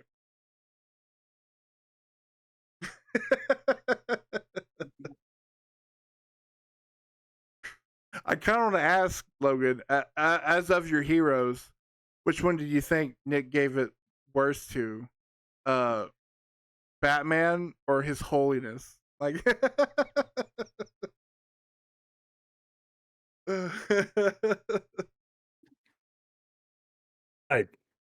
I, yeah, well, we might have to have an episode talking about just a Batman related episode where I can lay out my reasons for feeling the way I do about Michael Keaton as Batman, but I'll see that for another day. So, or if you gonna get want, it. if you do want to I, hear like a 3 hour episode of us do nothing but talk about how awesome Batman is, go on over to our Facebook page.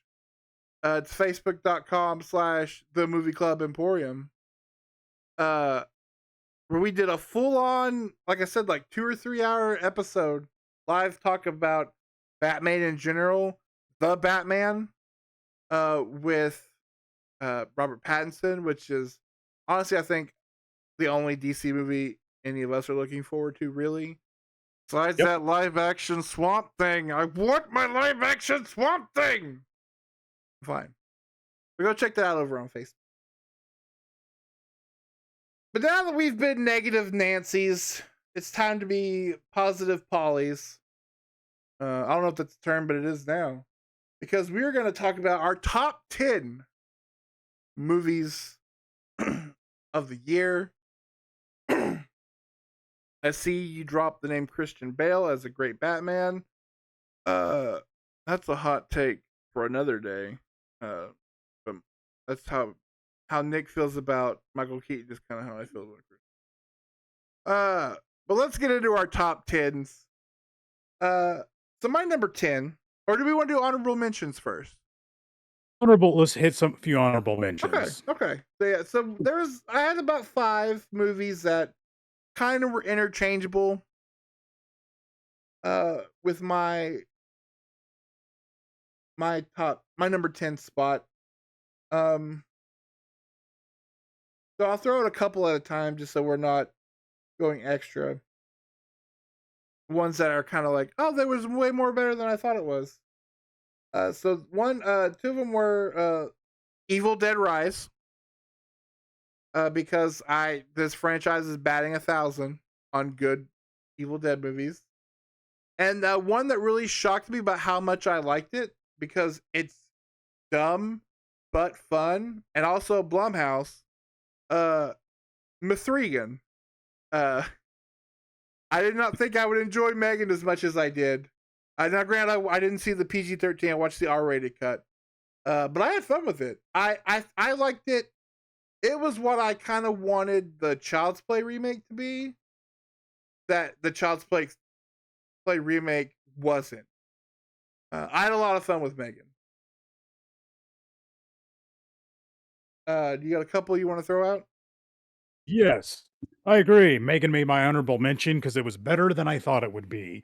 Not wasn't the best, but I had a good time. It kind of was a little slow to get going, but Megan was suitably creepy, and there was a robot fight in it, and I am a sucker for robot fights. So yes, I enjoyed it. It was way better than you would think. Next up is Blue Beetle, a DC movie. It was fun. It wasn't anything groundbreaking. It was formulaic, but it had way better CGI and a sense of humor and some. It did pretty well. It treated the character, both the current Blue Beetle and the Blue Beetle very well. It's a fun comic book movie. Nothing classic, but it's good popcorn fun. One that fell just short of my list was one that intrigued me from the trailer was a horror movie called Dark Harvest about uh, a this town that has an event every year where they have to stop this evil entity named Sawtooth Jack from reaching the church of their cornfield. It's really strange. It's a little out there, and it's got a few issues, definitely, which is what kept it off my top 10. Great creature design, well-made movie for the most part, really well shot. One of my favorite shots from this last year was a shot of this town that I just loved. But a little short. Still, I'd say it's very much worth watching. And one you and I watched together, Jason, which was VHS 85. I really liked VHS 85. I'm a sucker for horror anthologies, and it was the first VHS movie I've watched, and I thought it was a really good anthology, and I enjoyed it overall. Both that and Dark Harvest just missed this list. I love 85. It's weird that the even number of the VHS movies are great. Um, Dark Harvest, I really came out of nowhere for me. It was just one I grabbed cheap on Vudu and watched it one morning, and I was like, "This is great. This is a really fun." It really captures Halloween, like that Halloween feeling, and I can see this being a good Halloween watch, especially with like Amber and Ashton. Like double feature this thing with like Pumpkinhead or something like that. I Yes. really did like the movie. Another two are movies that we talked about quite a bit. One we did a whole live stream over. It's Indiana Jones and the Dial of Destiny. Again, I love Indiana Jones. I wanted to be Indiana Jones. This one just kind of fell off my top 10 because I didn't really have a place on there where I felt like it could knock anything off.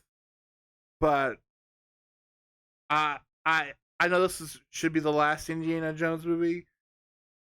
And it's a great way for him to go out as a character. I thought it was fantastic. And then the other one is When Evil Lurks. That is such a visceral, um, visceral horror movie. Honestly, the only thing that kind of kept it off my list uh, was as great as the use of possession in that movie. Our main characters like won't stop doing the absolute worst things possible. Like they won't stop. Like, they got to be smarter than that. But no, if you're wanting to see something in the possession genre that you haven't seen before, that does it very well and doesn't hold back, check out When Evil Lurks because it's a wild ride.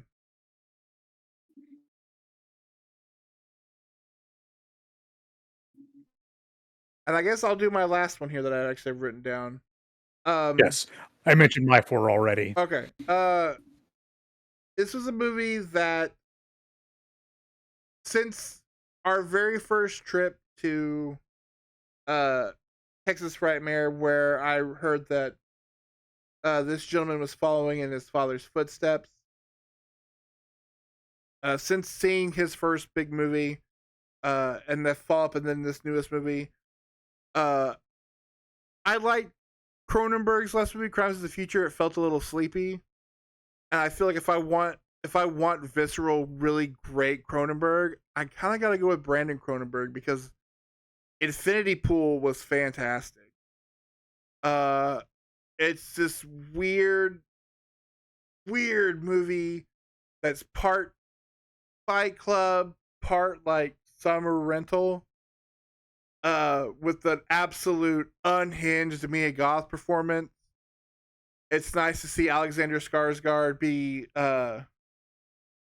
between this and The Northman actually being a really good movie. Because I feel like unfortunately he's not putting a lot of good stuff. Um, outside of Hold the Dark on Netflix, which is a great movie, but uh it's so wild, it's so bizarre, and yeah, it really dives into that kind of the best parts of Verhoeven's Hollow Man, which is like how depraved will you become if there are no consequences. It's a trip, man. And I am here for it. I know he's got a new movie coming out, or he's working on a new movie. After this, I cannot wait. Like this dude is on that list of like, just tell me he has a movie and tell me when to be at the theater, and I'm there. Like you don't gotta show me a trailer. You gotta tell me who's in it. Day one, I'm in a seat.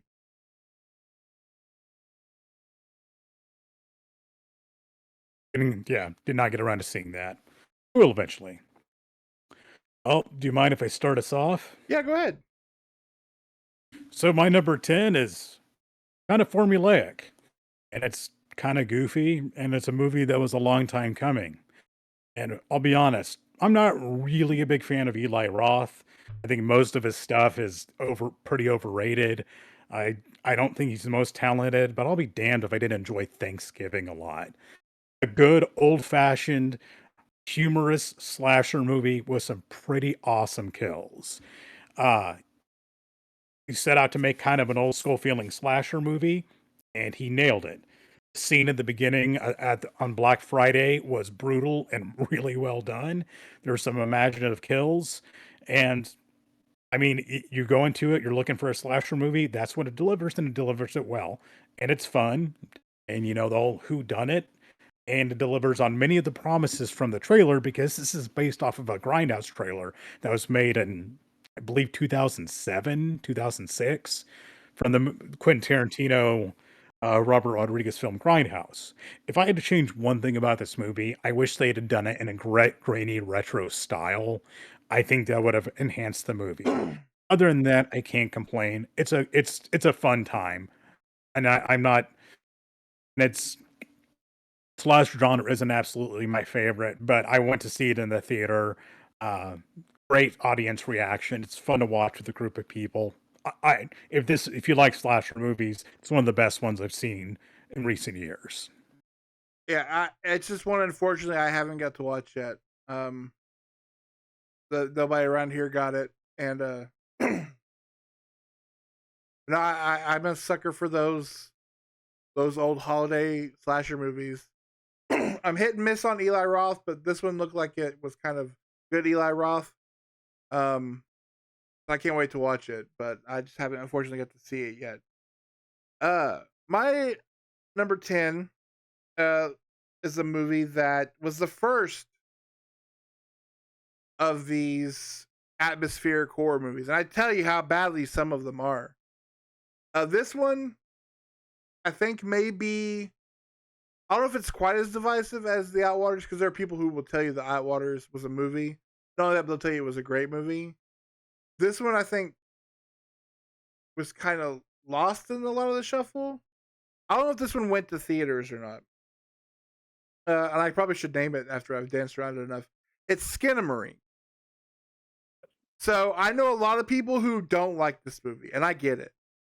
Um, this movie is, to me, it's the kind of perfect condition for me to relive every childhood nightmare I had growing up. um, it's just lo-fi atmosphere horror. It's the only one that I felt knew the assignment of being a lo-fi atmospheric horror movie as opposed to the other two. Uh, Again, I know a lot of the complaints are you're just kind of like in this house with these kids alone, and you're just looking at walls and stuff. Growing up, one of my biggest fears was and longest running nightmares was being in the house with my parents and they weren't my parents. And that's why I think the scene in one of the scariest scenes on film in the last 20 years, maybe 25 years, is the scene in The Sixth Sense when he goes into the kitchen to talk to his mom and it's not his mother.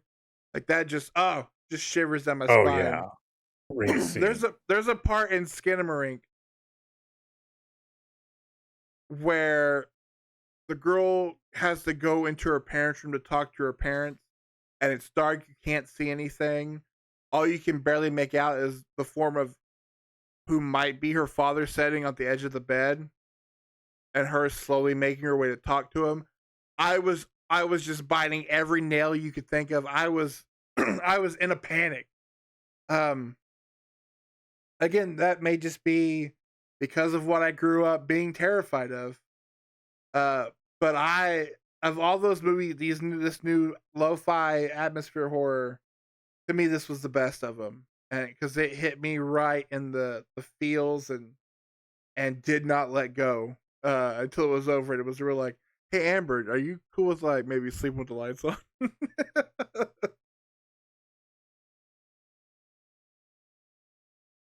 I did. Probably that's probably the most polarizing horror movie of the last year because they either love it or hate it. There's nothing in between. I didn't watch it. I'm looking for getting in the right mood to watch it because it's one of those. It's kind of this weird horror experience. It's very unconventional. But yeah, I'm intrigued enough. I'll give it a shot. You definitely need to My be in number a nine. dark room, no lights at night. Like you got to set the mood for this movie, I think. Yeah. My number 9 came out of nowhere, and I did not expect much out of it, but I was really surprised by how fun it was, by it's all the humor and the action, and kinda I enjoyed the style of animation. It's Teenage Mutant Ninja Turtles: Mutant Mayhem. I wasn't expecting much out of an animated Ninja Turtles movie in the year 2023. Uh, Me and my wife and daughter decided to go see it one night, and we had a great time. It was super fun. I liked the cartoony villains, and they updated the characters somewhat, but in a way that I still felt it was faithful to the source material. It's nothing groundbreaking, but it's a really fun movie. The kind of choppy, messy animation, uh, some people will like it, some people don't, and I completely understand that. But as a Ninja Turtles movie, I it was a fun time, and that's what I expect out of it. It was fun. It made me laugh. It was pretty damn good.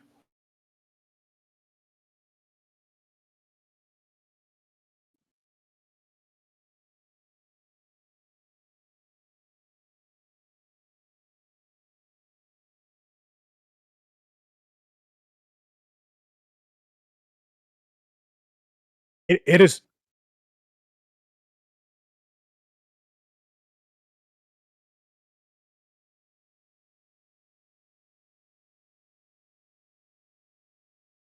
it was surprised me among the audience and critics how almost universally praised it was. So I hope we get another one.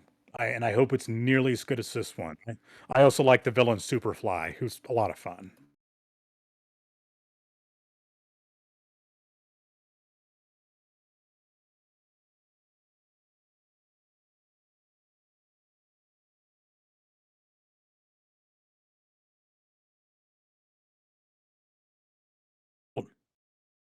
Hold on a second. There we Your audio go. is breaking up, pal, apparently. Maybe if I don't hit the mute button, are we good now?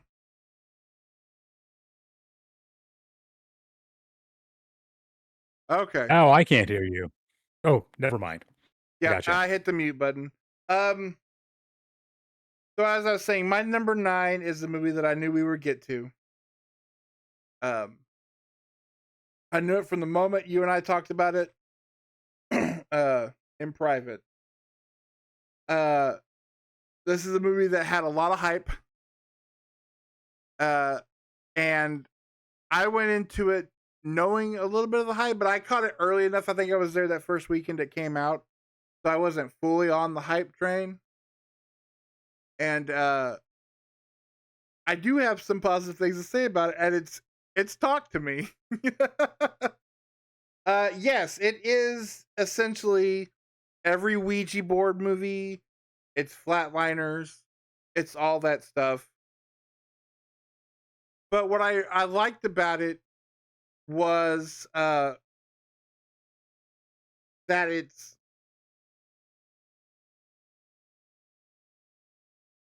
I kept sitting there wondering how far we were gonna go. And like you said, that when you involve uh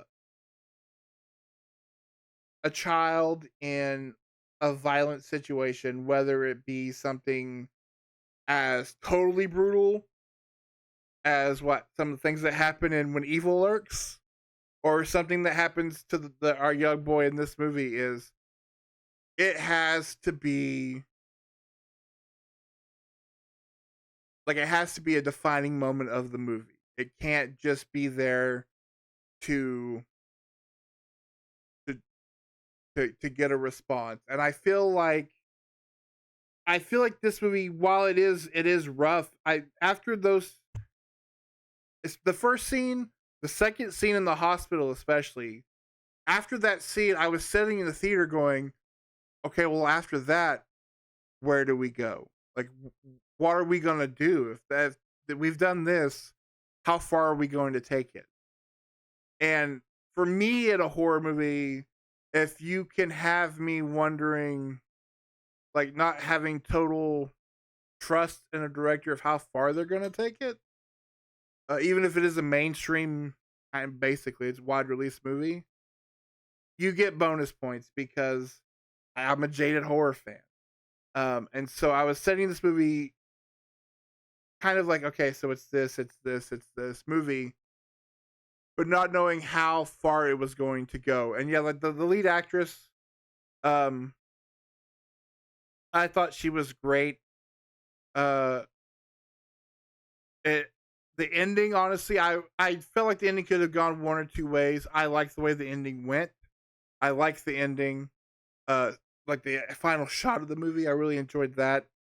The hand, it's goofy, but it's something you hadn't seen before in that genre of I need something to talk to the dead. And I did like it.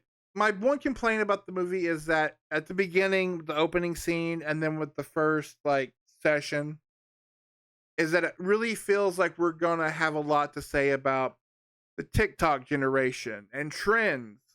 You know, working in retail during the milk gallon challenge or the Tide Pod challenge or this challenge or that challenge.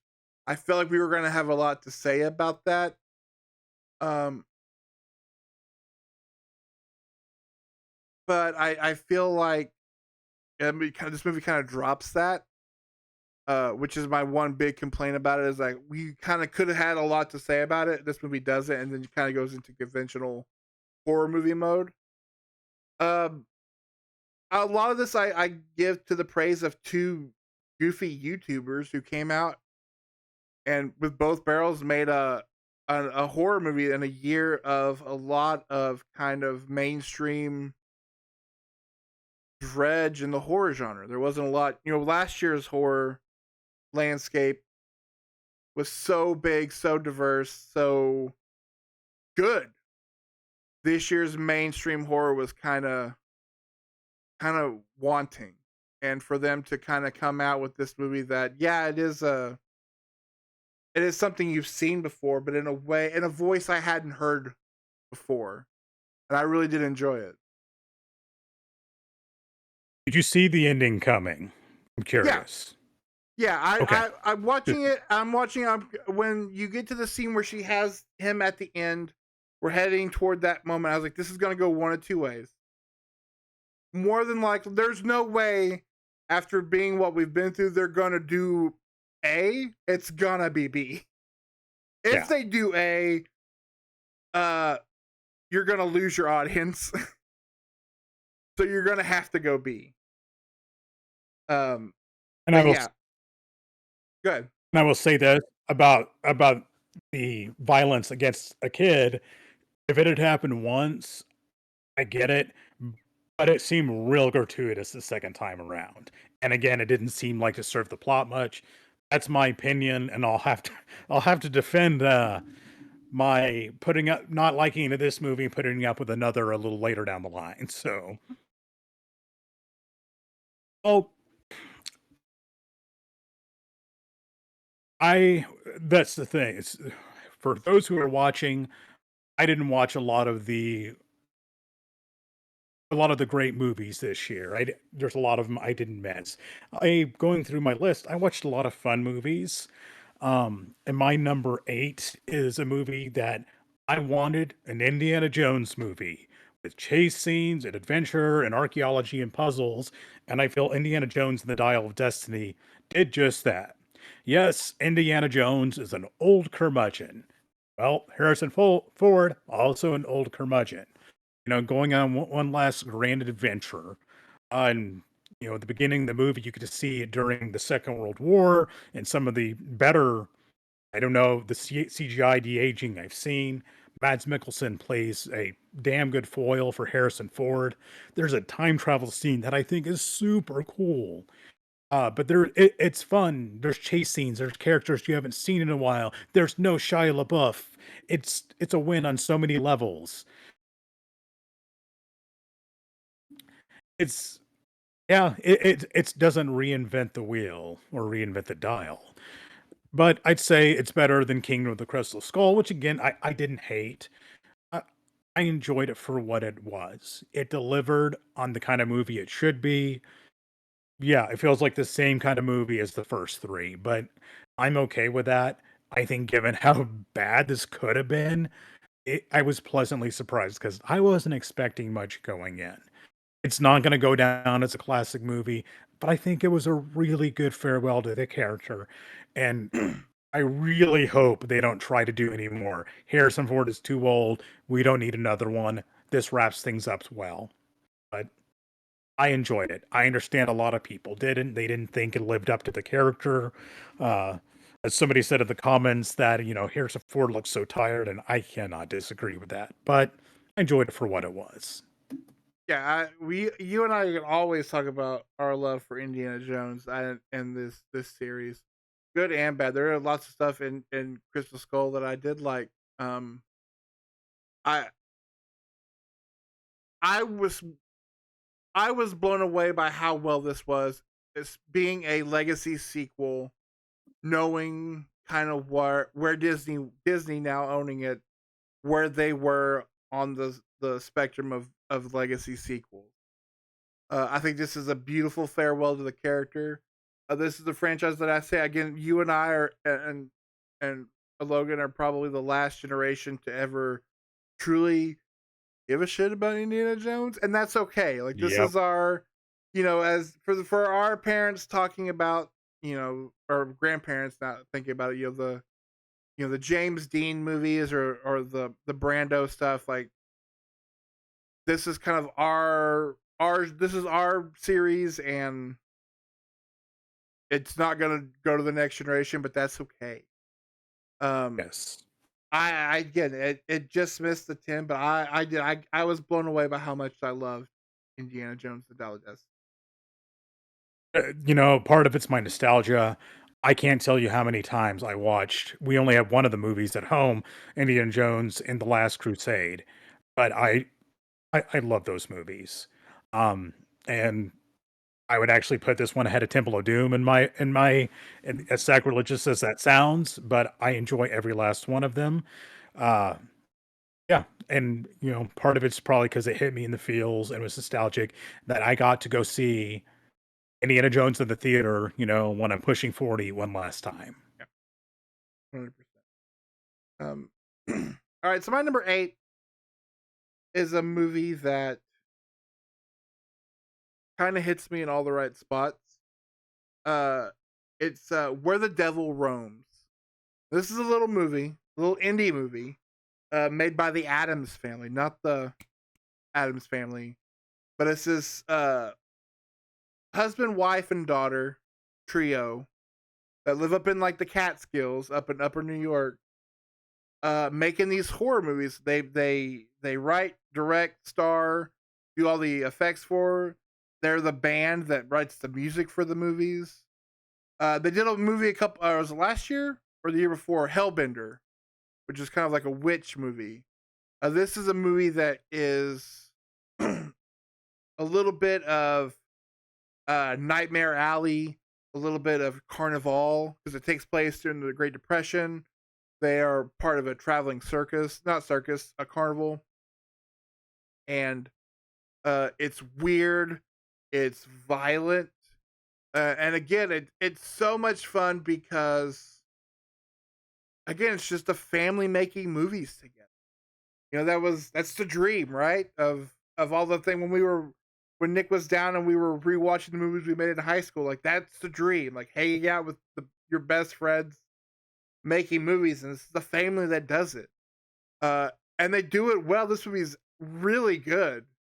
I think this is their biggest budget movie, and it's maybe a couple of hundred thou. Like it's nothing, and there are full on, classic vehicles. We're in classic wardrobes. There are visual effects, you know, gore effects, all that stuff. And it's an absolute blast. I believe while Hellbenders was on Shutter, I believe this one got bought up by Tubi. You can watch it on Tubi.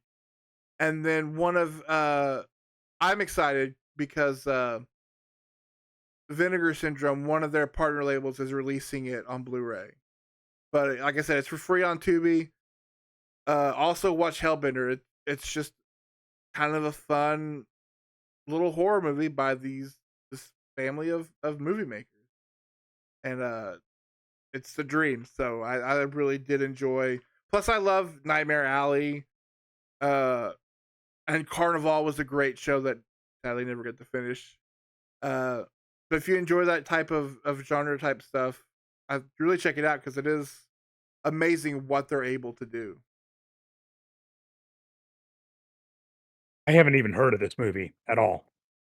Not been on my radar, but, you piqued my interest, and I'll have to track it down. I remember Hellbender, didn't watch it, but I remember seeing ads for it, but no, I'm down. I am so down. That sounds awesome. Oh, my number 7 is a movie that got a lot of critical acclaim and was one of the most hyped movies of the year, and while it may not strike people necessarily as my kind of movie, I enjoyed it. Thought it was funny, thought it was heartfelt. I was super impressed by the effort they put into the visuals and the set design. It's Barbie. I really enjoyed Barbie. I thought it was fun beginning to end.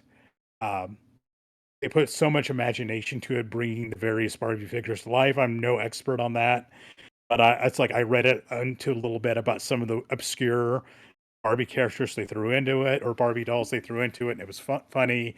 It had a lot of heart in it, and Ryan Gosling stole pretty much every scene he was in as Ken. I liked my wife bought me the shirt, says I'm Knuff. It has to do with that movie. Um, and he's just the way his line delivery is just classic. Now Margot Robbie maybe should have got a Academy Award nod. She was born to play Barbie, and she nails the role. But Ryan Gosling just coming out of left field as Ken and just nailing it made my day. Also, getting to see John Cena as a merman, wonderful. It's a lot of fun, and I think it did live up to the hype. I'll save my comments for Barbie here in a bit. My number 7 is a movie that honestly, this is the this may be the seventh movie in this franchise. Um, and it's a franchise that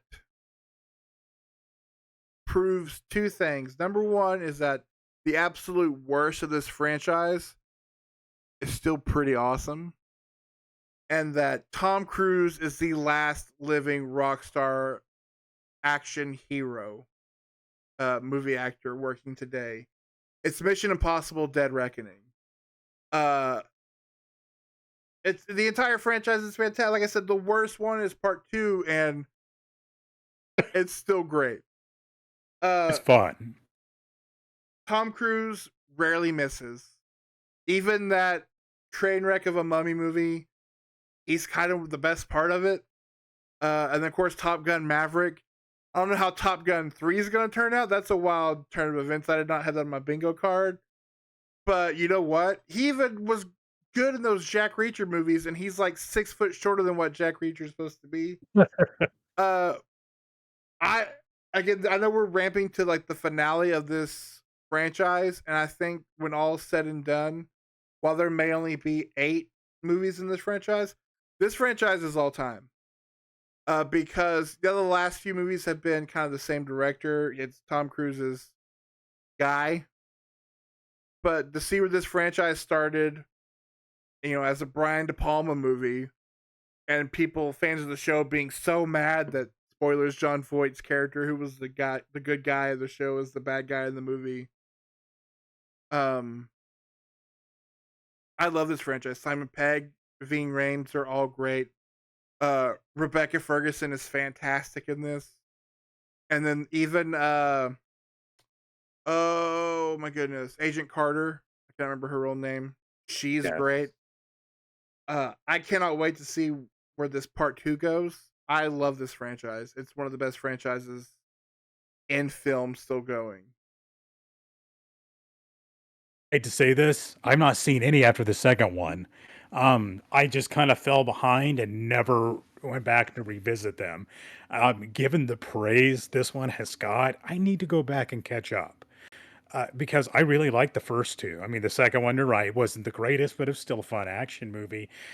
I need to bite the bullet and catch up because going back and looking, they're so praised. And this one, people just loved it. So I got to rectify that and go watch me some Mission Impossible movies because I love a good action movie. I mean, you don't need to revisit that Limp Bizkit cover of the theme song, but that's okay. Like, it's still a pretty good banger for the I movie. disagree.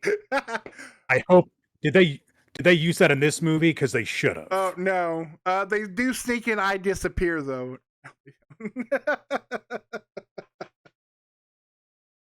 All right, My number six. yeah, go ahead. Sorry, Oh, I'm about to jump to go. You're good.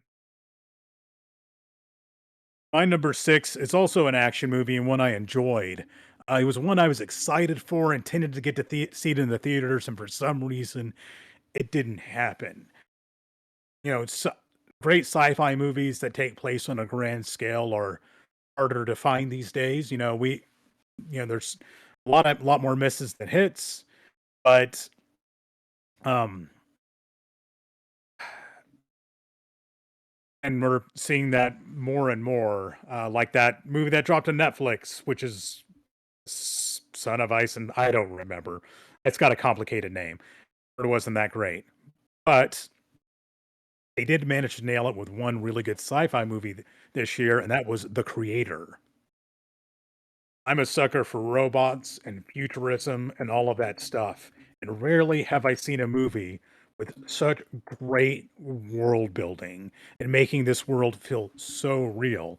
Takes place several decades in the future, where there's a nuclear bomb that has been detonated in Los Angeles, and it picks up years later, and there's a war between humans and the AI. And it's who's the good guys in this scenario is something that's questioned throughout the entire movie. John David Washington plays the main character, John David Washington being Denzel Washington's son. This dude can carry a movie. He's great in it. And it's short on other big name actors, but it doesn't really need them.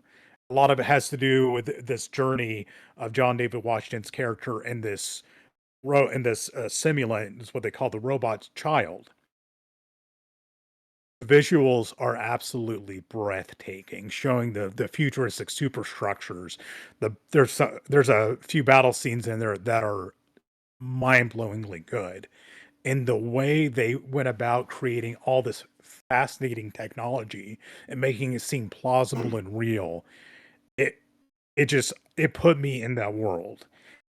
Maybe it may be a little too long. It probably is, but I can live with it because I got to spend over 2 hours in this world and made me really question what it means to be human and what it means to be a sentient being. Uh, yeah, this was my favorite. Let's see, looking at my list.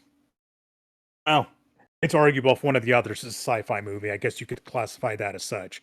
But I was really happy with that this movie turned out and actually was just as good as I thought it would be. I feel so bad for Gareth Edwards, man, because post the raid, this guy can't catch a break. Um, I know I liked Rogue One, but I know it's not his cut of the movie. And then this movie just got absolutely lost. both at the theaters and at home. I hadn't realized it was even out yet. I remember seeing the trailers for it. I was like, okay, yeah, yeah, and it's that guy. That's great. And then, like, it just dropped off the face of the planet. Um, I I so wish I had gotten to see this in Dolby or IMAX because it is the visuals are insanely good. I'll have to check it out because yeah, I like I said, it was just one of those ones. The trailer came out, and then like that was the last I heard about it. So my number six is from one of uh my stable of boys, my directors who uh again much like whether it be Ty West, Jordan Peele, uh Denis Villeneuve. You just gotta tell me he has a movie coming out. You don't tell me anything else. Tell me he's got a movie coming out. Tell me what time to be there.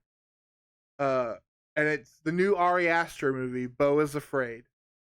Uh, so I think it's. I haven't seen Napoleon. I feel like this is the better Joaquin Phoenix movie of the year.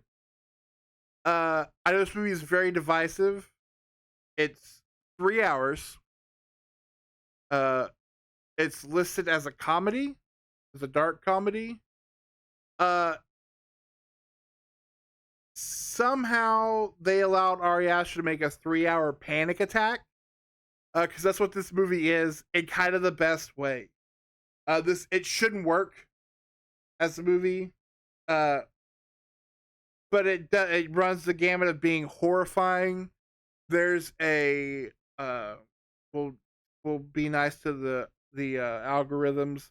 There's an unaliving in this movie involving somebody just drinking a can of paint. Utterly terrifying. There's also all these like wonderful, heartwarming scenes. There's also things like knowing that he has giant balls because he's so repressed because of his overbearing mother. It's a 3 hour, $100 million therapy session. Uh, that somehow made it as a wide release. Joaquin Phoenix is fantastic. Uh, Parker Posey comes in at the end and just knocks it out of the park. Uh, this is a movie that is definitely one that I feel like I should rewatch to look for little things, but I don't know if I could physically rewatch it again because it's a 3 hour panic attack.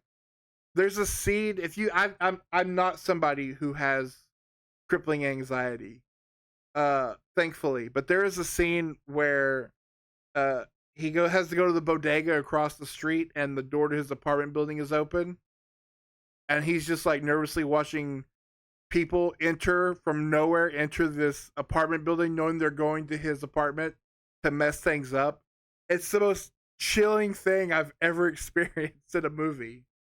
Uh it's just a wild ride. It can be utterly pretentious at times and it succeeds at that as well as succeeding at being charming and touching and gross and funny and scary, and it was an absolute wild ride.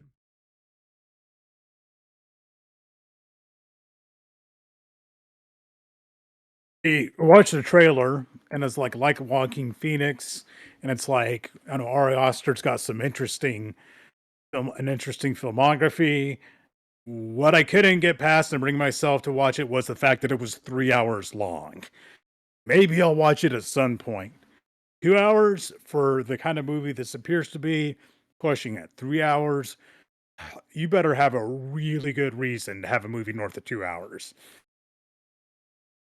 I'll probably get around to seeing it, but that's really what kept me from watching that. I know it's one I thought about watching, I just could never bring myself to with all the other movies I had to watch. But I'm not surprised. I was very certain this would make your list. And yeah, I'm glad you liked it. And said it looks like a very skillfully made movie. Speaking of skillfully made movies, here's my Oscar bait pick for the year. And something that doesn't involve robots or demons or anything like that. It involves Paul Giamatti being a teacher in the early 70s at a private school. It's The Holdovers. a sweet movie about three distinctly different characters who come together on a Christmas break at a college towards the tail end of the Vietnam War, because the Vietnam War plays in the plot a little bit. And it's this really posh, fancy private school. Um, and you have a student, you have a teacher played by Paul Giamatti, and you have this cook who's this black woman who lost her son recently.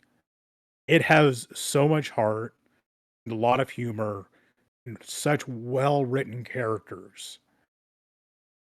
It drags you in, it pulls in your heartstrings, it makes you care about these people. And one thing I always look for in period pieces is, do they misstep at any point in showing that period? Because I believe it's 1971 or 1972. No. The costumes, the cars, the stores, everything, the house party, it all looks like that era. They really did their homework with this movie. They really put a lot of heart and effort into it. And if you're looking for a good drama, in my opinion, the best drama of the year, watch The Holdovers. Paul Giamatti nails it, because of course he does. But honestly, everyone in the movie nails it. So my number 5, uh, honestly, was the last movie to make my list because it was the last one I could get to. And honestly, I was wondering if, number one, if I was gonna get to watch it, and number two, would it actually make my list? Um, the fact that it is 3.5 hours. God damn it! You got guys. 90-minute movies they were a thing for 100 years. Yes. For 100 years, 90 minutes is the sweet spot. Uh, it's Agreed. it's 3.5 hours long. Not once during that entire time was I like checking my watch, looking at my phone. Uh, I think it maybe. I know he finally won for The Departed. That was a gimme because we'd screwed up so many times before then. I think this has been Scorsese's best in a long time. It's Killers of the Flower Moon. Uh, and I don't just say that because we lived in Oklahoma and you are, now we're obligated to say that. Because weirdly, just a little like how the Kool-Aid's made. This is not something we learned in school in our Oklahoma history class. Um, the movie's, I mean, it's Martin Scorsese, so the cinematography is fantastic. Uh, when he has to do violence, nobody does it better. Uh, the period piece needle drops in this movie are great. He's gonna get the best out of Leo and Robert De Niro, who are both Yep. exceptional in this movie. Uh, you get surprise, not only surprise Lithgow, but surprise Brendan Fraser for the end. Uh, Lily Gladstone in this movie she's more than likely gonna win the Oscar, and she deserves it. She is great in this movie. I only wish there was more of her in this movie, but she's fantastic. I love that because going into I hadn't read the book. I wasn't aware of the real life people these characters are, and so going into it, I'm expecting kind of the classic. Oh, don't worry, Leonardo DiCaprio is gonna be, here comes the Caucasian white guy to help him out. No, like he is despicable and but played to be aw shucks dumb when he's really doing some heinous things. Robert De Niro is bone chilling in his way of kind of being this kind of televangelist. I'm here for the Osage people while just wiping them off the map one by one. And there are some brutal things that happen in this movie. Again, I love Scorsese. He does need a better editor to kind of let's trim some stuff down, but never once in this movie, much like his last few, was I like, you could cut there, you could cut there, you could cut there. Again, he won for The Departed because they were like, look, we messed up and didn't give you one for all these other great movies. So here's this one for kind of an okay remake. Um, I think this is his best in a long while.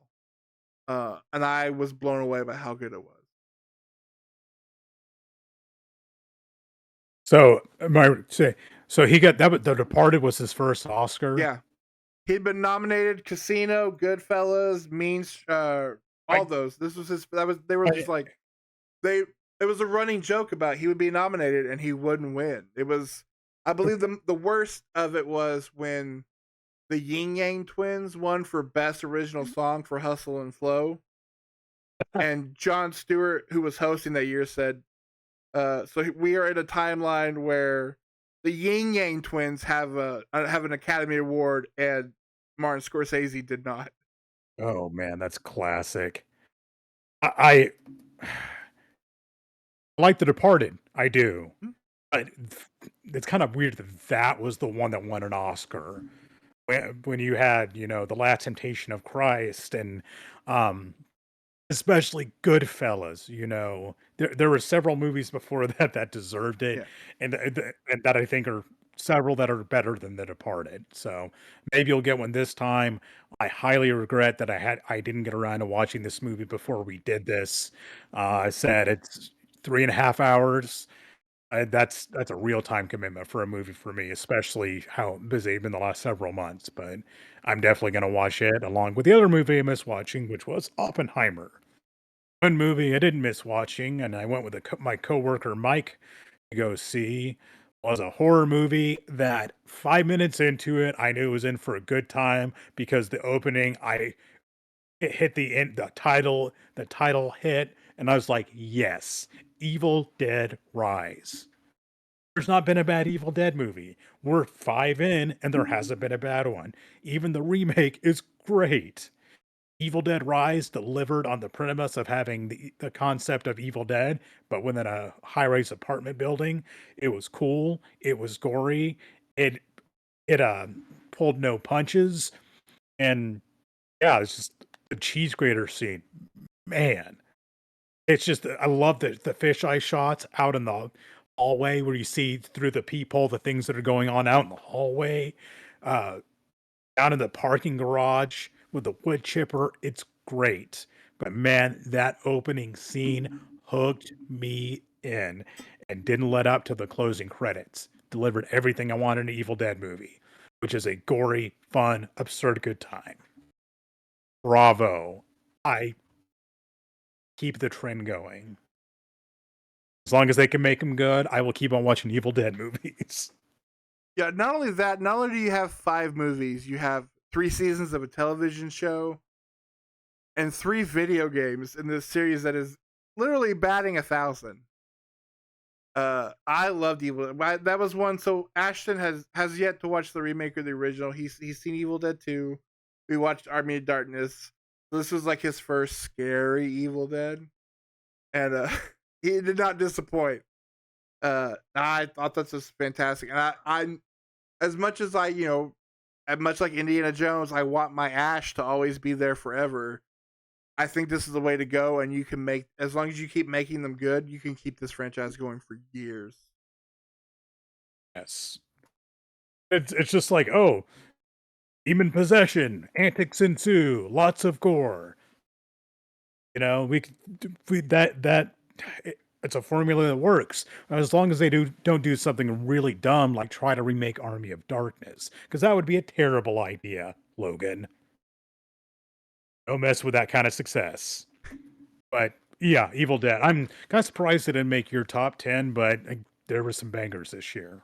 Like I said, you could have swapped it out with any of the ones that were the top. It was just it was great. My number 4 is the movie that I went into honestly for 2 reasons. One was because I knew Amber wanted to see it, and two, um, I had to complete the Barbenheimer weekend. And I was blown away. It's Barbie. So again, I went into this movie. I went for the meme of Barbenheimer, and I think when we walked out of the theater, I think I loved it more than either her or Ashton. Uh, you know, talking about Nefarious, and I know it's a different type of social commentary. You want to make a movie that is relevant and timely with a lot of kind of not in your face, but on its sleeve social commentary, but do it well in a way to where everybody loves you for it. It's this movie because you have to make the movie first and then put kind of you cannot be preachy. That's one thing this movie does is it's not Nope. preachy. It does cover a lot of topics, uh, but it also does it with its tongue planted firmly in cheek. I mean, not a lot you can laugh about at the patriarchy, but this movie does it. You know, and Ryan Gosling is he should be protected at all costs. I love goofy Ryan Gosling. You know, he's great in Drive. That's a fantastic movie. Give me like the was it the New Guys? What's the movie he Nice did with Guys. Nice Guys? Give me and this. Give Wait, me kind of goofy, dumb yes. Ryan Gosling. That's the Ryan Gosling I want. The Nice Guys is one of my favorite movies of his, and it's so good. The dude has range. He's awesome in Blade Runner 2049, but in this of The Nice Guys, it's just he can pull it off.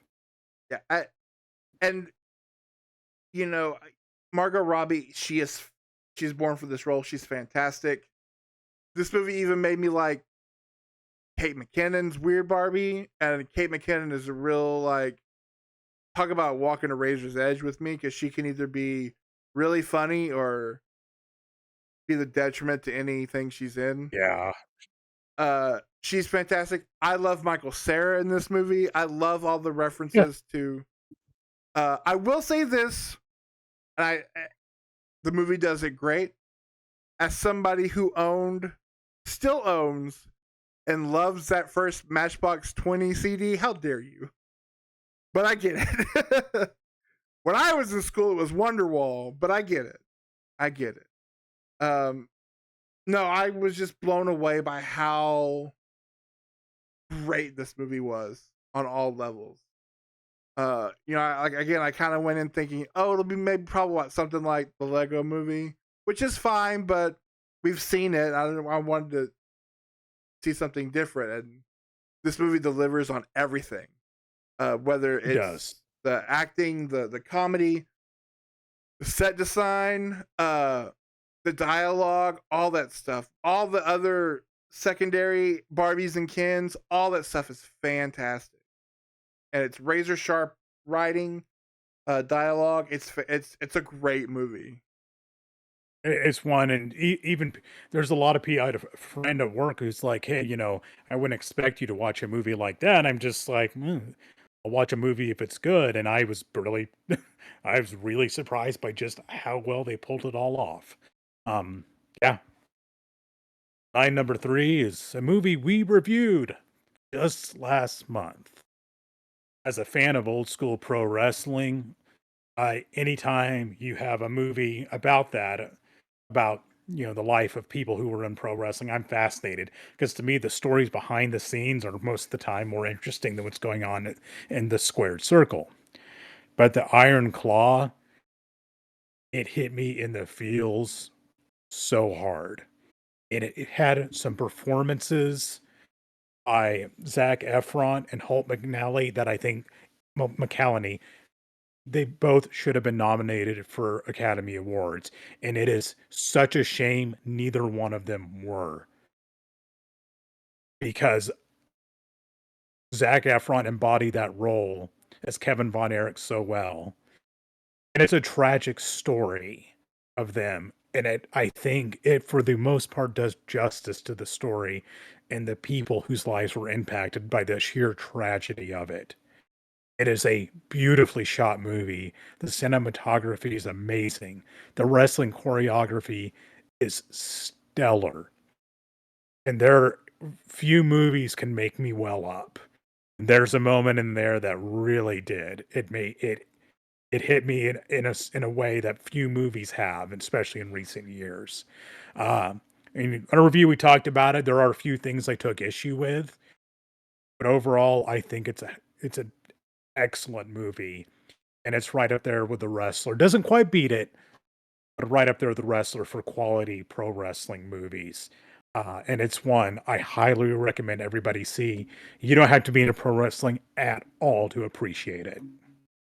Yeah, Oh it yeah, Logan, that line, mm, that line about being a brother, it it is soul crushing. yeah, it is phenomenal. And honestly, I left it off my list only because we had talked about it so recently that I wanted to highlight other movies from earlier in the year because this could have been anywhere in the top five. Is It's just phenomenal. So my number three is a movie that I went into having um never heard it, never heard of it. Uh, I was around the same time as Dark Harvest. There was a sale on new movies on Vudu, $5. Buy a digital copy of this movie. Watch the trailer; it looked interesting. It's a movie called Moon Garden. Uh, and it's essentially Alice in Wonderland meets Mad God. And by I mean by that is there's a little girl who uh she falls into a coma, and the entire her world, her coma world, is like stop motion and cardboard and stuff like that. And it's her trying to get back to her parents. Intercut with her parents with her in the hospital, and they were fighting when she went into a coma. So they're dealing with that, and then dealing with their feelings for each other and this girl. The reason this movie is so high on my list is number one, this movie has to sit on the shoulders of a real 5-year old girl. It's the niece of the director. Um, and she's the main character. You're with this 5-year old girl throughout the runtime of this movie. And she is fantastic. I would never expect, they're child actors, some are good, some are not. You rarely expect one this young to carry a movie like this because this is a heavy movie. Uh, and she's phenomenal, which leads to just she's being directed amazingly to be able to do it. And then you have this world, this stop motion kind of like cardboard crayon world. There's a creature that's chasing her, which is just this gaping face with teeth inside of it, which is horrifying, kind of like that Crooked Man movie we never got.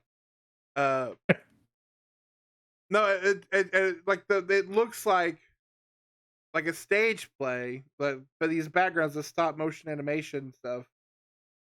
She meets a couple of characters along the way, so it is very much Alice in Wonderland mixed with this stop motion that again made me think of a more family friendly Mad God. I don't know if you've ever seen Mad God, but that's a movie to talk about for sure. But again, it I was sitting here watching this movie like at some points like you said, like welling up on the verge of tears emotionally, and it all hinges on this little bitty girl, and she knocks it out of the park. And so it's I was just blown away by the fact that you were able to do that in a movie with a child at such a young age. It's a phenomenal movie to watch for sure. I think it's done festival stuff. I don't think it's ever gotten a wide release, but you can get it super cheap on Vudu. I was blown away by it, having never heard of it. It rocked me by how great it was.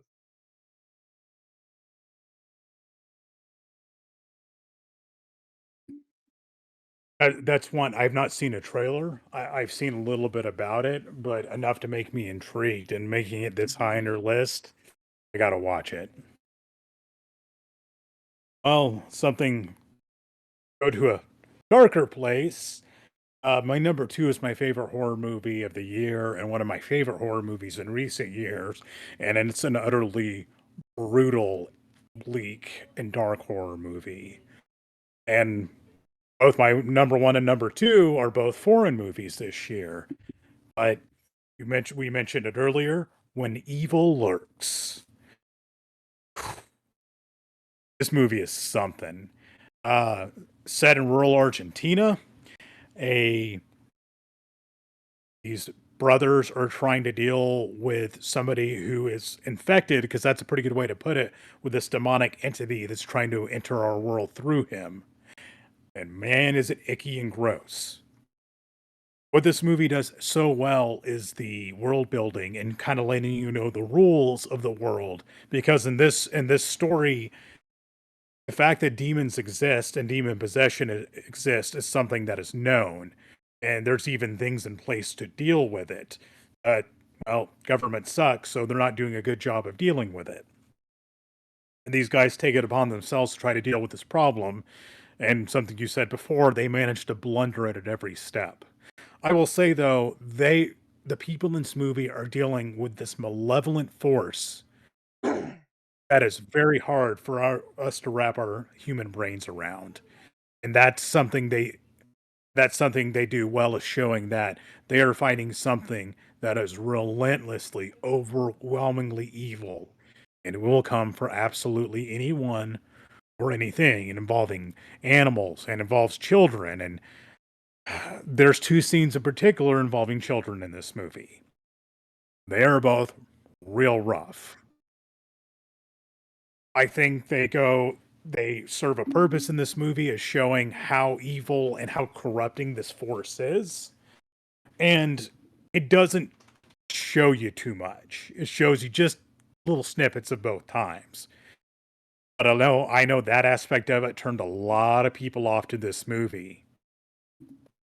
But man, this movie was, I thought it was scary.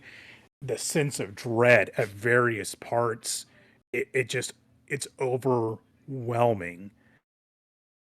And there are things happen that creep me out to my core. It's beautifully shot. You have these daylight scenes in rural Argentina, which is stunning. But just how seeing these characters get deeper and deeper trying to fight this force, and just going horribly wrong. It makes you believe that this is a real thing that's happening, that this could really happen. I don't believe it is by any means, but it makes it all feel so real. This movie's a pretty rough watch in a variety of ways for a variety of scenes, but I think it is a horror classic, and I would like to see more from this director. It is personally one of my favorite movies about demonic possession. Yeah, it is. Did you ever see? So his first movie, I think, is still on Shutter, called Terrified. It's like a haunted house type ghost movie, and it's another one that pulls no punches. Uh, I don't think it quite gets to the level as some of the scenes in When Evil Lurks, but no, this movie is fantastic. It's one that I hope people do see, because man, foreign horror, a lot of times foreign horror is where it's at. Hopefully, there's not some terrible American remake of this, like what they're I'm doing I'm worried it's gonna happen. with Train to Busan, or even the one that came out last year, Speak No Evil. Uh, Yes. don't do it. Just read. It's just subtitles, man. Doesn't ruin the movie. But no, this movie is Well, fantastic. especially there's like it taking place in Argentina. And the issues with some of the things you're going to face in those countries like Argentina play into the plot. Um, and I don't know. I think you try to take this out and put it in Texas or West Virginia or something. It's not going to work. So leave it as it is. Read those subtitles and enjoy it for what it is. Because man, it's bleak. It gets pretty damn hopeless at times, but it is excellent. Other than the fact of the one thing, and you may mention before, you did mention, and I mentioned that some of the characters do things that are a little too dumb to be believable, but I can excuse that.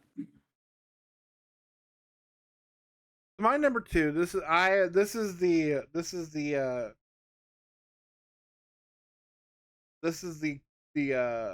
mainstream shill in me. But I have a reason. My number two is Oppenheimer.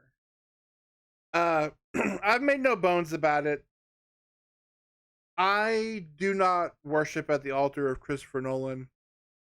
I think his stuff is good. Technically, he's a fantastic filmmaker. I feel like so much of his stuff is so wrapped up in the details that he's not great with characters. Uh, much like in a way Kubrick was. Uh, however, and then on top of that, to be like, oh, he's gonna make a movie about the father of the atomic bomb. Okay, sure, why not? I really had no intentions of seeing this movie really when it came out, but because of Barbenheimer, I was like, well, I have to now.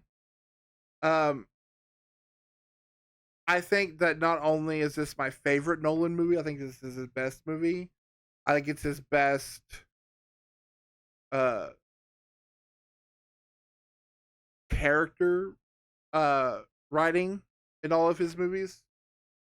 Um yes, there are probably, he gets criticized a lot for his female characters, and this movie is really no exception, but the fact that uh he made a 3-hour movie that is part biopic, part, no, I wouldn't say courtroom drama, but just like closed door, is he gonna get his security clearance or not movie. And I was on the edge of my seat for somebody I couldn't have given two shits about before this movie. Uh he has, and this movie is from head to toe the best actors acting fantastic in this movie. I'm so glad Cillian Murphy finally has a big starring thing. I mean, he's great in Peaky Blinders, but since 28 Days Later, I've loved him and everything he's in. Uh, he is so great in this movie. Robert Downey Jr. almost steals this movie, which is nice to see him be great in something that's not uh not a Marvel movie, because his work outside of Marvel has not been great. I'm looking at you, Doolittle. Um, there's too many great actors to count, like Matt Damon. We get the return of Josh Hartnett. Uh, again, it's a 3-hour movie about whether or not he got to keep his security clearance in like the 50s, and I was on the edge of my seat the whole time. Um, I was just, you knew all the technical stuff was going to be there because it's Nolan. You knew all that was going to be there, but for him to finally write characters that you come away caring about was fantastic. And the ending of the movie, the scenes where they show his regret, his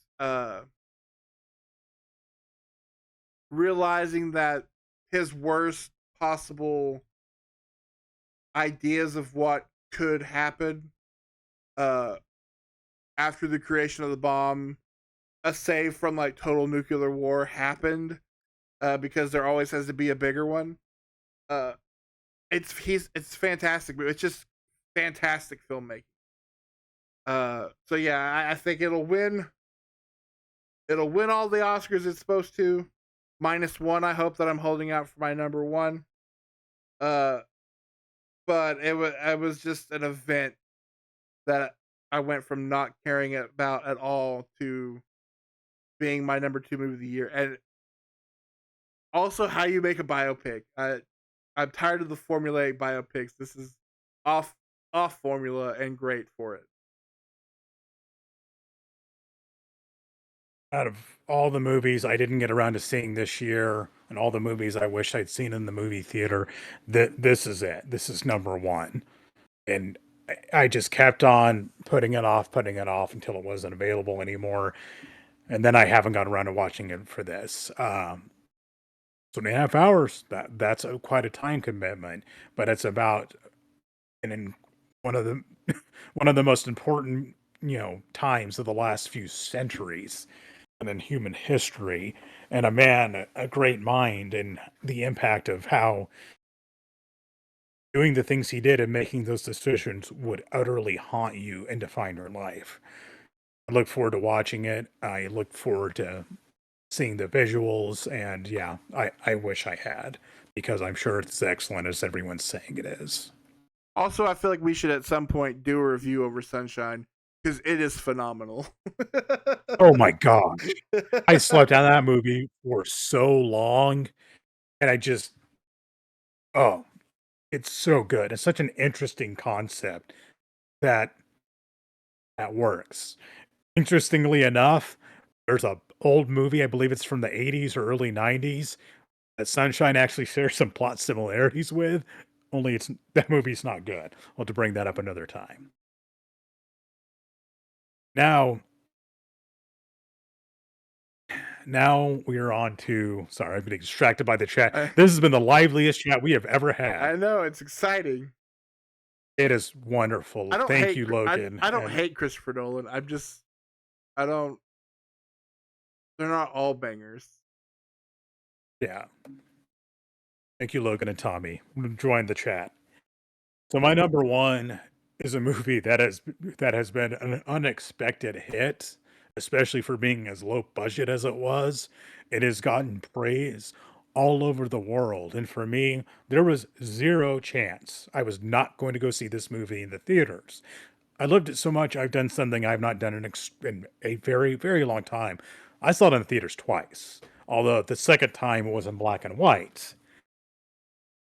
Ever since I started renting Terror of Mechagodzilla from our local video store when I was 5 or 6 years old, I've been hooked to God's and I've been hooked on Godzilla stuff. Some of it's good, most of it is really cheesy, but Godzilla minus one nails the big green guy so perfectly. It blew me away. This movie was made for only $15 million, which for, a wide release movie is an absolute shoestring budget, especially considering the visual effects. I don't know how they were able to make Godzilla look as great as they did in the destruction with, I mean, literally 1/20th of the money they had to work with the Flash. It's also I like the time period it takes place in. It starts at the tail end of World War II and takes place over the next few years in Japan, which is absolutely obliterated from World War II. And then we have, Godzilla coming in and destroying Tokyo and things getting worse. And the people of Japan coming together to see if they can solve this problem and fight off this terrible menace. Godzilla sound effects, it sounds like Godzilla. He looks like Godzilla. His eyes, his like predator eyes are terrifying. And they bring the classic Godzilla movie in, and man, when that music hit when he's attacking the city, it brought back a flood of 34 years worth of memories and watching Godzilla. It's hard to believe this movie and Shin Godzilla, we've gotten two stellar Godzilla movies in the last 10 years. I hope we'll see more of this. It's set up where it could have a sequel, and it's excellent, excellent acting, well written. I just can't praise it enough. There's a scene especially where Godzilla's fighting a battleship that is amazing. And in all of that, it's actually has a great human story. There's a lot of human drama. There's a lot of about relationships and patriotism and what the true meaning of patriotism. And and the concept of self-sacrifice, it manages to put so much things you wouldn't necessarily even expect into a Godzilla movie. I was impressed by not just Godzilla, but how well they did so many things in this movie. And I will say, going to see it in black and white and Godzilla minus one or Godzilla minus color, I think they called it. It was visually so different. You think it'd just be a palette swap, but it really gave it a very different feel. And I'll be honest, Godzilla was even more frightening in black and white. Couldn't explain why, but there's a scene in Godzilla minus color where Godzilla's spines are coming out of his back and starting to glow, and the visual effect was amazing and it looked great. I here we are literally 70 years after the first Godzilla, and we got a movie that was on par with the original, and that amazes me. I'm so upset that I cannot talk about Godzilla minus one. None of the theaters here got it at all. We carried the Sound of Freedom for 2 months. We couldn't get Godzilla minus one. But I do want to show off one of my prized possessions. It's the big green guy himself in this Criterion box set that they put out with all the Showa era movies.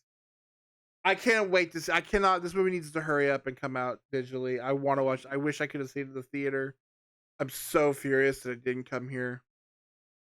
Um, but I'm so glad that we are getting. I feel like we're getting an actual Godzilla as he was intended way back when. Yes. Uh, but that I'm also somebody who enjoys and is looking forward to the big dumb fun of Godzilla X Kong. So the more Godzilla, the better. I will say this. If you want to see movies with some shockingly great social commentary that doesn't hit you in the head with them, there's several Godzilla movies that do that. The original Shin Godzilla and this actually make some statements, especially about Japan. A lot of statements. And they do it really well. You can do it without beating you over the head with it. I gotta address the elephant in the chat. I too, Logan, was all in on making sure that I owned one of those Dune popcorn buckets until I saw the AMC Ghostbuster Frozen Empire bucket, which is a trap, an open trap. So I'm probably gonna leave the pocket rocket alone and just get the get the Ghostbuster trap. But I can't wait to talk about Dune and um hopefully not have any stories of the ER happening in the theater that I go see Dune in with that popcorn bucket going down. Logan and I are going to see Dune, and we are getting those popcorn buckets. Here's the thing: you walk in there, and you guys together say that you want the Dune popcorn bucket, and then when they hand you two, say no, thank you, we just need one. Extra butter. So my you put popcorn in this. I'm not here for popcorn, no thanks. I'm not even here to watch the movie. I'll be out in the parking lot. My number one is the movie you talked about. It is a movie that I saw in January because Oppenheimer was my number one for most of the year. And then this little movie comes along that we decide to watch, and I also want to say I was blown away because with when you take great actors, you give them great dialogue to say, you give them a great setting to say it in. You just have it's just magic begets magic. It's The Holdovers is my number one movie of the year. Uh, I was just blown away. Its simplicity, uh, its overwhelming heart and humor. Paul Giamatti, I remember loving him since seeing Sideways. Way too young to understand anything that was going on in that movie. I was like a 17-year-old boy, like, oh, this is a pretty good movie. Now I under, now I can appreciate uh Sideways. I mean, the more I thought about it, this movie was just like it. You just want to like put on a cardigan and just sit down and like smoke a pipe and watch this movie. Uh, Again, Paul Giamatti is great. Divine Joy Randolph, I guess is her name. She's fantastic. Oh my goodness. Yes. And who's not getting a lot of love at the Oscars is Dominique Sessa, who plays Angus. I thought he was fantastic. Oh Um, man, he nailed it. he's so good at just being this little shit, but like you care about him. He'll break your heart, and then have some of the funniest lines in the movie, and those scenes are 5 minutes apart. Uh,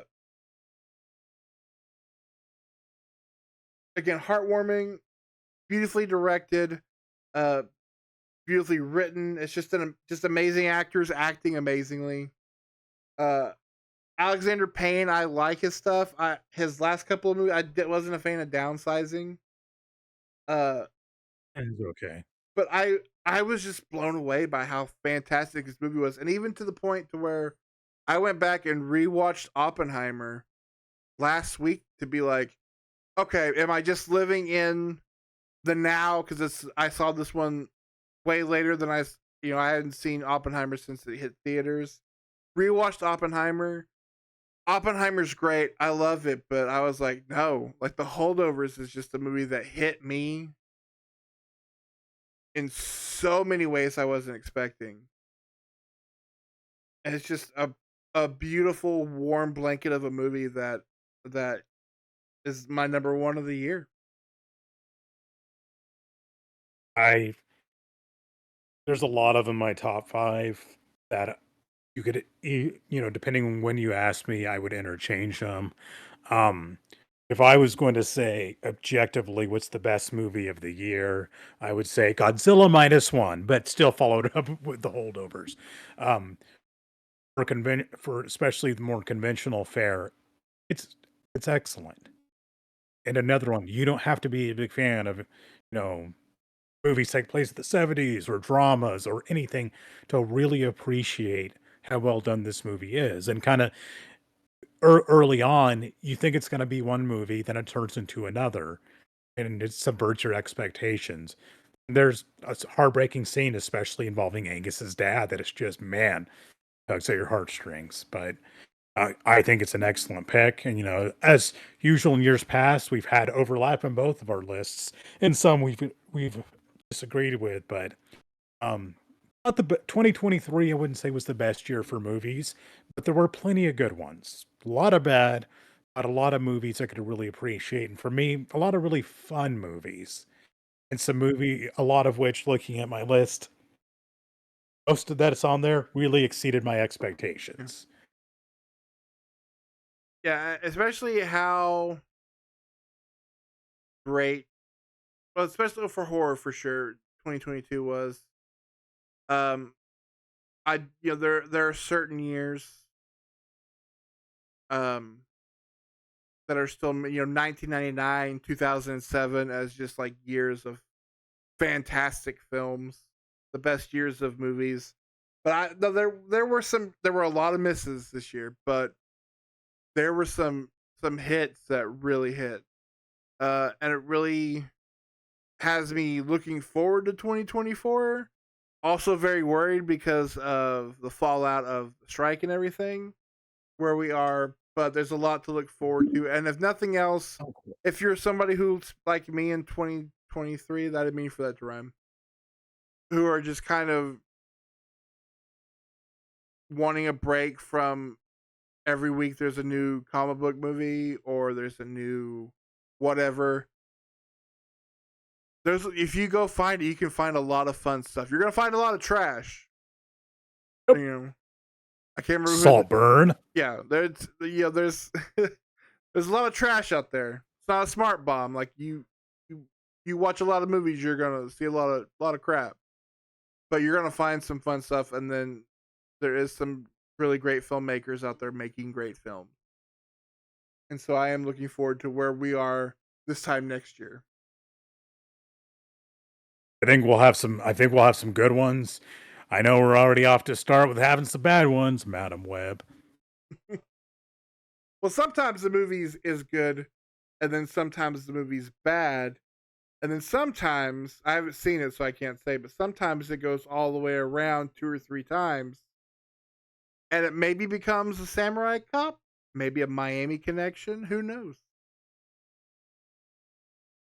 Or as they'll say in 20 or 30 years, it went full Madam Web. And I'll say no one literally ever asked for a Madam Web movie. And the only people who know Madam Web or have any recollection of them is Madam Web in the 90s Spider-Man cartoon, which was an excellent cartoon. That's why I'm hoping this X-Men 97 is good. I love the X-Men cartoon, don't get me wrong. And I've watched it a ton. But let's get that Spider-Man the Animated Series reboot back up and running. Yes. Yes, I'm down for that. I hope X-Men 97 is good because that's X-Men is one of my favorite cartoons of all time. Well, I will say that is our 2023. And like I said, everybody else gave their opinions last month. Now we're just spitting straight facts. So now you know what are the best and worst movies of the year. No exception. No ifs, ands, or buts about it. Unless, of course, you didn't agree. But if you didn't agree, there's always places to talk about that, including here on Twitch. Or if you make it to tomorrow afternoon, say 4 o'clock Central Standard Time, and you're just not done being angry at how much we hated Nefarious, pop on over to YouTube at the Movie-Club Emporium and let me know. Also watch the video because I'm going to be talking about a really great underseen horror movie called Antlers. That review goes up tomorrow. So let us know on that. And yeah, go ahead. Tommy, who I'm pretty sure is the one in the chat, Saphira the Reborn. He has been recommending Antlers to me for a while, so I gotta watch it. Yeah, as Shaw was always, he's our werewolf guy, and that's his. But man, we need more Wendigo movies. Like the Wendigo kind of rules. Next month though, we are gonna take kind of a break, and we're not gonna be here. We are gonna be here. In fact, right now we're eyeing March 16th. So mark your calendars for our next live hangout. But we are gonna take it easy. There's a lot of movie watching that happened. And so really we're gonna, speaking of putting on a cardigan, getting in a warm bath and enjoying a little piece of nostalgia, we're gonna pretend it's a Sunday afternoon on the TBS Superstation because this is where these movies lived my entire childhood. We're gonna be talking about the Fletch movies. Both Fletch Lives and the newest version, Confess Fletch. So get your Chevy Chase hat out. I'm even going through some of the books on Audible. I don't know how many I'm gonna do because I don't know if you know this. Spoilers. The character Fletch in the books is even more of an asshole than Chevy Chase was in the movie. Which is wild. That's saying but I haven't seen those movies in a long time. I want to share them with Amber and Ashton. And I thought, what a great little trilogy to talk about after watching so many movies leading up to this. So next month, if you want to talk about some fun little mystery thriller, figure them out comedies with Chevy Chase was at the height of his power. And honestly, maybe his best character ever. And then how well we do with the sequel with a new actor playing that character, Mad Max Fury Road style. So we'll figure that out next month as we talk about the Fletch trilogy. Nick, do you have any final thoughts before we go to bed? Or I'm going to bed. Yeah, You may well, go check a movie out. yeah, last year when we did our best of 2022, Confess Fletch made my top 10 list. So I'm pretty attached to the series, growing up watching them a lot. So I'm looking forward to next month, and it's kind of be a little more mild episode, but I hope you guys are two super fans will come back next month and talk about Fletch with us and keep on going with this awesome stream chat. Hopefully you've watched Fletch. Also, Logan, I want to hear about how your relationship with your popcorn bucket works out. Don't spare me any of those sweet, sultry, saltburn details. Give it to me straight. All right, guys, we're gonna see you guys next month here on Twitch, and again, follow us over on YouTube for those weekly videos. And until then, we will see you guys in 2024, which is now, but we're leaving 2023 officially in the dust. Bye. Later, guys. I will.